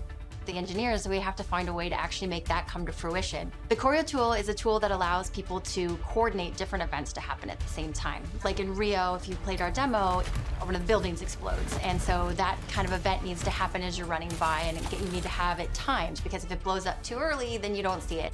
It allows story moments in missions that interact with the environment, that interact with our characters. The new tech, the new abilities that we have now are allowing us to push our storytelling farther than we could have previously. What's also really powerful about choreo is that, you know, if somebody has an idea, they can mock things up really quickly. We got to show the Widowmaker making this awesome introduction. And Casey was able to quickly put a really rough prototype in choreo. And Philip would come in and on the fly, he's making quick changes. They play tested something that would normally take weeks. It was done in like a matter of days. Each story mission has its own custom map built for it. And these maps are absolutely gigantic. India is one of our biggest maps, and it's a fun map because it has a few story beats that we've taken from recent comics and characters in the game. We've written a history for each city so that the cities feel lived in. And I think that informs the artists so that they know like what it is that the city has been through. Gothenburg was our chance to show Torbjorn's workshop. We created a space that kind of fits his height. So there's, step ladders and scalable tables. We designed the space as if we were Torbjorn. Molten steel is pouring out of walls. It's pretty epic when you walk into it. Toronto was under siege by Null Sector when the players arrive here. There's a dynamic snowstorm. So as you make your way through the level, the snow is slowly building up. Suddenly by the end, the characters are caught in this gigantic snowstorm and they must fight their way through. In Overwatch 2, we want to give you choice to be able to play this character or that character. So we're designing a lot of systems around how their relationships develop over the course of the story missions in the campaign. We have a cast of many characters, all on screen, all at the same time, and it's fantastic to actually see them all interacting and working together in ways that we've never actually seen. We've always thought about it and hoped for it, but now it's actually happening. It actually requires us to have a whole new branching dialogue system. If you happen to have Genji and Mercy in the second mission of the game, you might get different dialogue that's about their relationship. Our voice actors bring the characters to life in ways that everybody has fallen in love with, from inside Blizzard to the fans. Just to hear this collection of actors all together, all interacting, has been a real treat. Hammer down! I wish people could see how many people are involved when it comes to something like telling the story of Overwatch. It doesn't just come from a singular person, it comes from a group, and it's a really talented, fun group that all works together. We've been developing what we hope is one of the best stories ever. There's some key story moments that I'm really excited about, and I really can't wait to see how people react to it.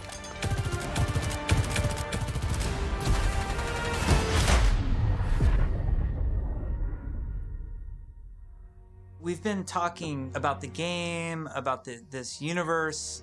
I know you all love it so much. Right now, we can sit down and have a night of Overwatch 2 and have it be a really fun experience. And I think we need some more time till we can say it's perfectly polished in the way that we want it. We've made such incredible strides since we first announced this and showed it to the community at BlizzCon in 2019. The thing that I'm most excited about is that moment when we hand the game over to the players. We want to create something that really moves people, really touches people. That's why we do it. We create the game because we want it to become part of your life and for you to experience it. For Overwatch 2, we're upping the bar. It's kind of 5 games in one. It's a huge undertaking. The new tech and the new aesthetics for the new looks bring you closer to the characters that you love, and we're just getting started. The fidelity of the gameplay experience is much richer. We are making cinematics that push the boundary of what we can do to tell stories. We want this dynamic world. We want things to feel alive. I'm really looking forward to being able to expand the world of Overwatch for our players. We're really trying to tell this epic story. In order to make a game great, it takes time, energy, collaboration. We have just an incredibly professional team of designers and artists and engineers. We just love bringing this world to you guys. So many cool characters. It's just a blast working on it. Our goal is for Overwatch 2 to be the worthy successor to the first game, to be the next evolution, and to be a true sequel. We have big plans, so thank you for sticking with us. We're gonna cross the finish line, and I know it's gonna be awesome. I hope people just end up loving playing it over and over. That's what we want to try and capture. I'm jumping in, I'm playing, let's go be heroes.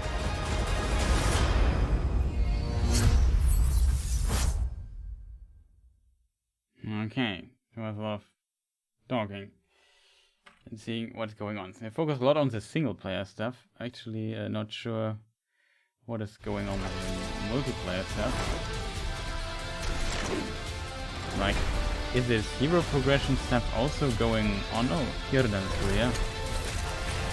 Is the hero progression stuff also going on in the multiplayer? I can't imagine that. Dolby is a proud partner of BlizzConLine.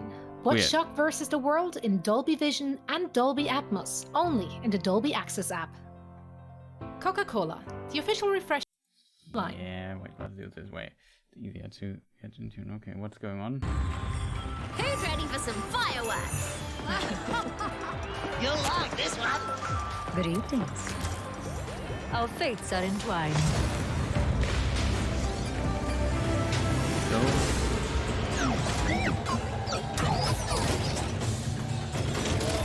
These are the available skins right now. Rally at my position. I feel unstoppable. The best gets better. Let me show you how it's done. Turning up the heat. I'm ready. Give Give me your best shot. 새해 복 많이 받으세요.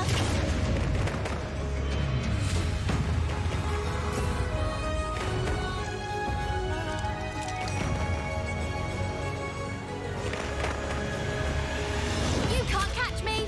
I've got you in my sights. Now we're moving. It ain't mine, ain't it, I? Lights out. I've still got it.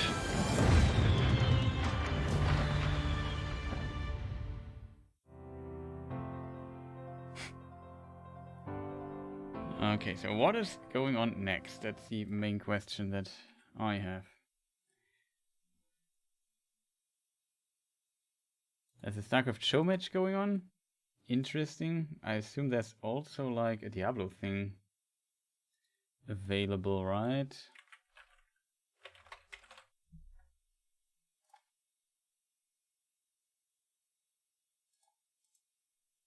Okay, we can let's just run some StarCraft here. See what's going on. Oh, I forgot to switch to special events. I'm an idiot.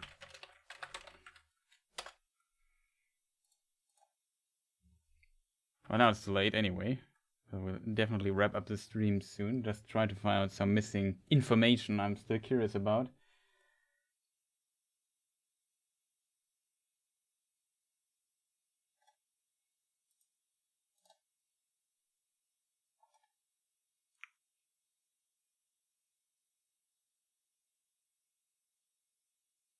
I'm probably too interested in the PvE stuff, if I'm totally honest. I usually enjoy the multiplayer component, playing against other players, and being very salty about my damage dealers not killing anyone. That's, I think, the main purpose of the game. And they maybe not have focused too much on it. We can maybe do some sound here. Two-Starport Banshee looked like it was a great idea. Toes is commenting. MVP. He's going to have Cloak, which is going to make it even more powerful. It looks like he's got enough at this point to maybe take everyone else out of this game. Yeah, the fact of the matter is that there's no easy response to the Banshee, especially if they're coming out in pairs. And as the last SCVs are falling here, this is very quickly becoming a 2 versus 1. So let me check in the background. ST in a bit of trouble. Last sending up a couple Hellions before he's out of this game to deal some additional damage here. Effort with the Roaches as well. He's going to be able to get on top of those drones. So this could turn into a 1 versus 1, but MVP with this many Banshees seems really favored. MVP coming in here and beginning to hammer that expansion there in the center right. And that is huge. Nesty pulling his drones out here as the Hellions meet them. The Terrans still in this game doing quite a bit of damage. It's not even a Tosis only, it's a Testosis. Tasteless and a Tosis, the dream commenting duo. While he kills off Nesty, but the Banshees, like, there's no answer. What are you gonna do? You walk your Spore forward? Yeah, there's just not any easy response to this, is there? Another Queen pops out. Maybe this will buy a little bit of time.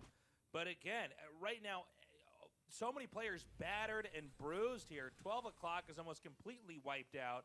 Our Terran at 6, I'm not sure. I think he has maybe 1 or 2 SCVs mining there, but certainly not enough to be very, very active in this game. But the real story, again, is these Banshees just doing so much damage without any easy way to respond here for Effort. Oh, Effort is just taking massive. Somebody writes here in this comment section that the talent trees are PvE only, which makes most sense in my opinion. But well, that's kind of a weird thing in my opinion. So just think about it for a small moment. Let's need to tune down the volume here a bit. Stuff going on Overwatch. Oh, that's the voice actor stuff, right? The whole cast on the stage. It's so, every year I want you to know, having to work with the Overwatch team and choose is so difficult.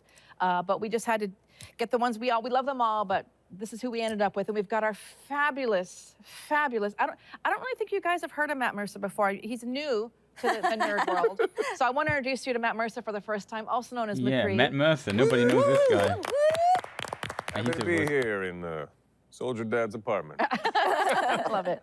Anytime, son. And then we also really wanted to bring somebody new in to share our love with you and to share our love of her. Nobody knows. So I'm so excited, most so honored and famous voice privileged actors out to there. introduce you to Jeannie Bollet, who plays Echo. So Jeannie. Welcome. Yes. Hello, everyone. Yes. And I know you can't see our fans, but everybody, this is BlizzCon. These are our fans. Let's just pretend they're out there and say, we love you, we love you, we love you, we love you. Yes.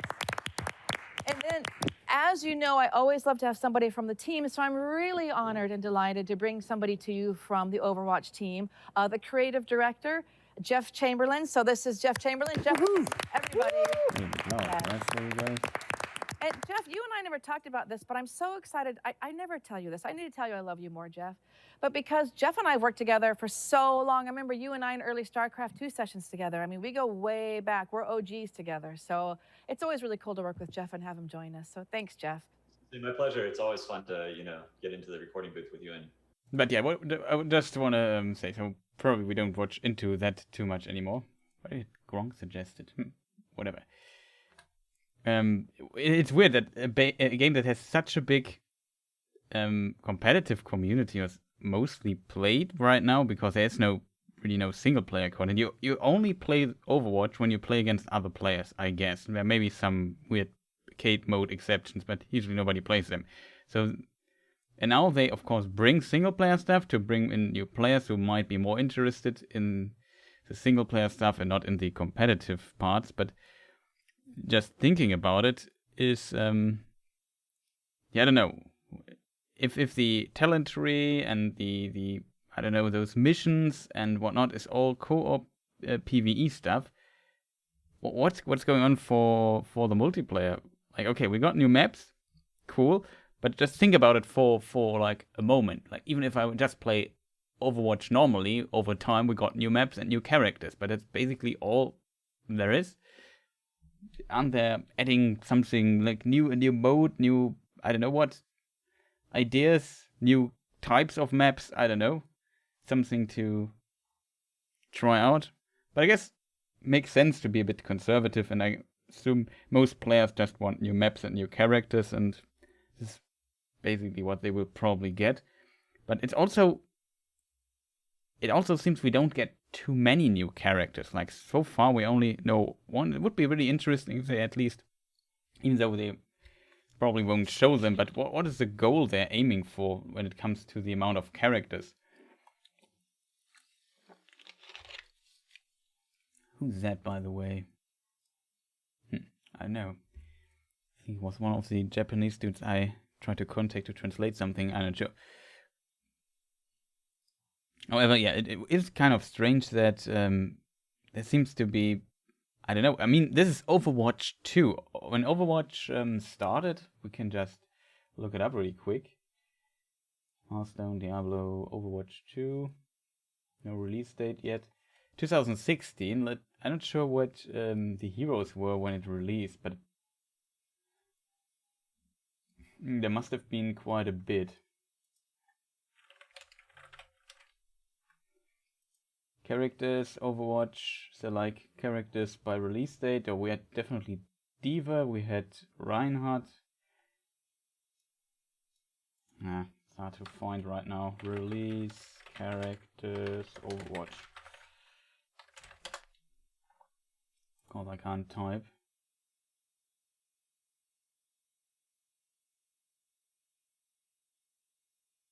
New heroes, who is...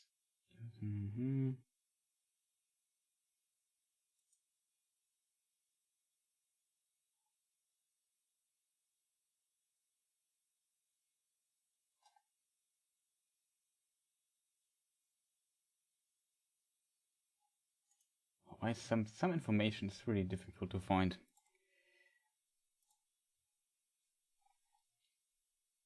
Release date. Here it is. Maybe D.Va came later?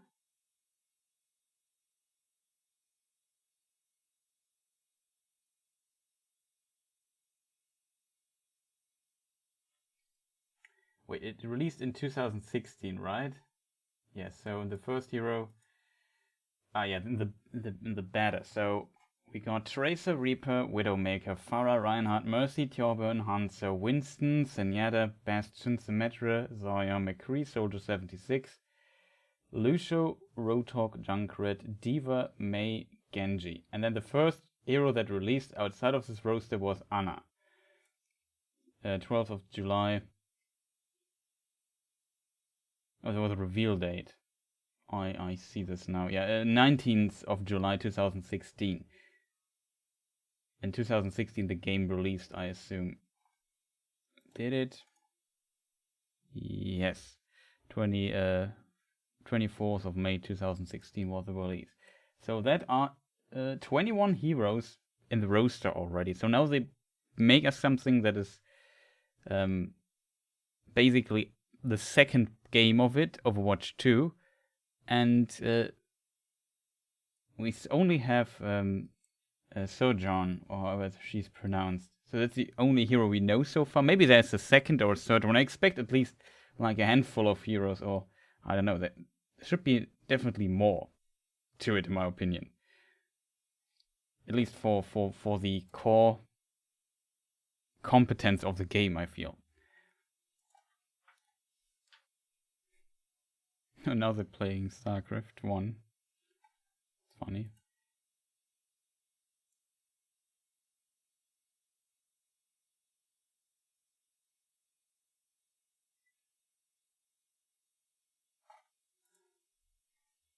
So yeah, that's my 2 cents to that. Of course, they haven't revealed everything, but just considering, okay, they need, like, in my opinion, for a true Overwatch 2 game, a lot more. Else it would be more like a little season. I guess the addition of single player stuff is the biggest part of what this and the co-op stuff is the biggest part of Overwatch 2. But it's kind of weird for me that they ignore what the game in the status quo right now is. I guess they maintain, you basically keep what you have in Overwatch 1, but you know what I mean? You just say, oh cool, Overwatch 2 is coming, and it basically feels like, okay, I'm playing Overwatch 1 just with a huge expansion patch or whatever coming out with like a few new heroes here and finally some new maps. I hope that we get a lot of new maps. That would be cool for Overwatch 2, I guess. But yeah, we will see what they are going to do with all of that. Yeah, I would say I streamed 3.5 hours. That's far longer than I actually anticipated streaming. I streamed yesterday. I don't know. Yeah, yesterday was Thursday, right? So I streamed 11 hours yesterday. And I streamed the Nintendo Direct, I guess. Also 3 hours. It was streaming intense. So I streamed like 15 hours or something. Or even more this week. That was quite a lot. So a lot of content, 16 hours actually. That is quite a lot, and I feel I'm kind of exhausted from that. And I will stream Sunday again. We play more Cyberpunk. We definitely want to get something done in this game. And as next Thursday, there might be a little surprise what we could do. We will see what's going on there. I'm not 100% sure yet how I will deal with that. We will find or figure something out, I guess. Is there anything else that I might have forgotten? Let me think about it for a moment.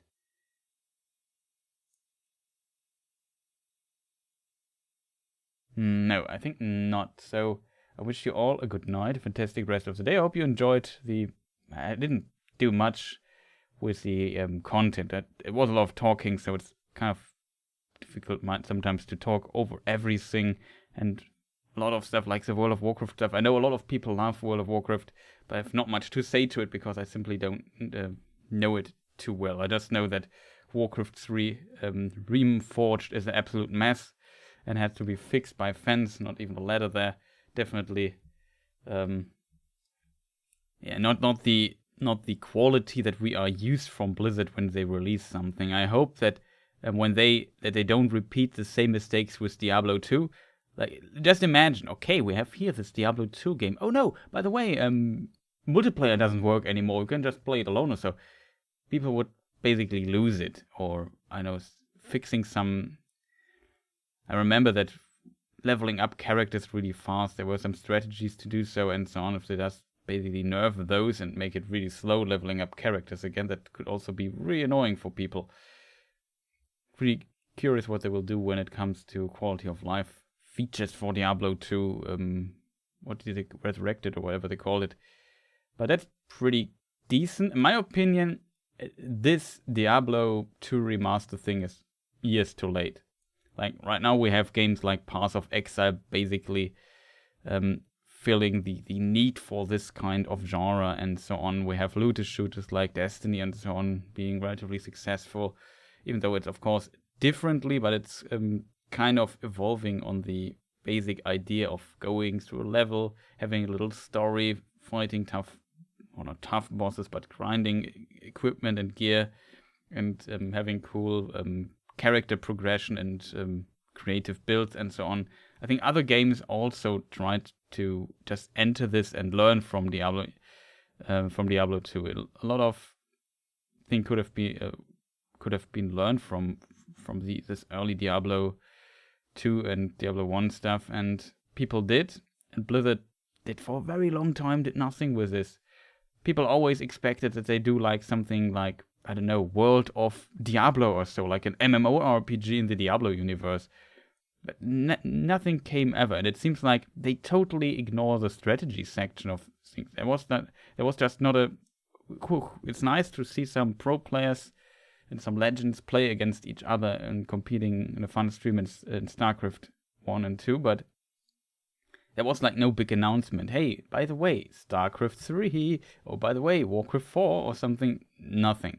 So it's kind of sad to see that there's nothing coming in that direction. Let's hope they continue supporting the esports side of things for those games. But yeah. Also a lot of people left Blizzard that were associated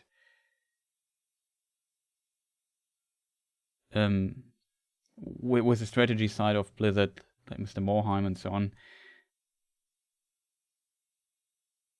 And I don't know. We will find out what they are working on. I mean, StarCraft. When came Legacy of the Void out?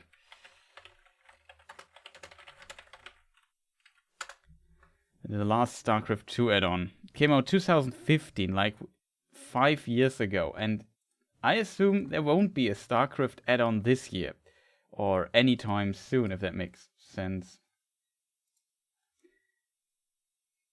Like November 2015, 10th November 2015. So if this year nothing comes out, then it's 6 years ago then that the last biggest StarCraft or Warcraft, the last biggest new strategy game thing released, even though it's just an expansion for StarCraft 2, I know, but it's basically a standalone thing that is like a new little StarCraft game that's based on the core of it, I guess. But you know what I mean. It's kind of sad to see that they abandon this legacy of very cool and influential real-time strategy games. And sometimes there's role-playing elements and so on. I guess the expectations when it comes to those games is pretty high. It's just sad to see that it seems like Blizzard doesn't do them anymore. They just push out some remakes, and that's it.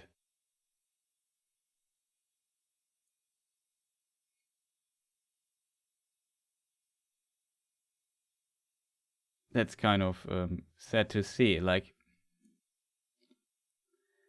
if they would announce a new strategy game next year or something, like StarCraft 3, a totally new franchise, I don't know, that would be, of course, very awesome, but also very surprising, I guess. I know nobody really expects that something like this is coming. But yeah, I was on the verge of, on the edge of saying goodbye, so I will finish this endeavor now. Let me just find the ending screen really fast. There it is. So, thank you for watching. I wish you a fantastic rest of the day. Sleep well. Is there anything left to say? Probably not. We'll stream Sunday again. Not tomorrow.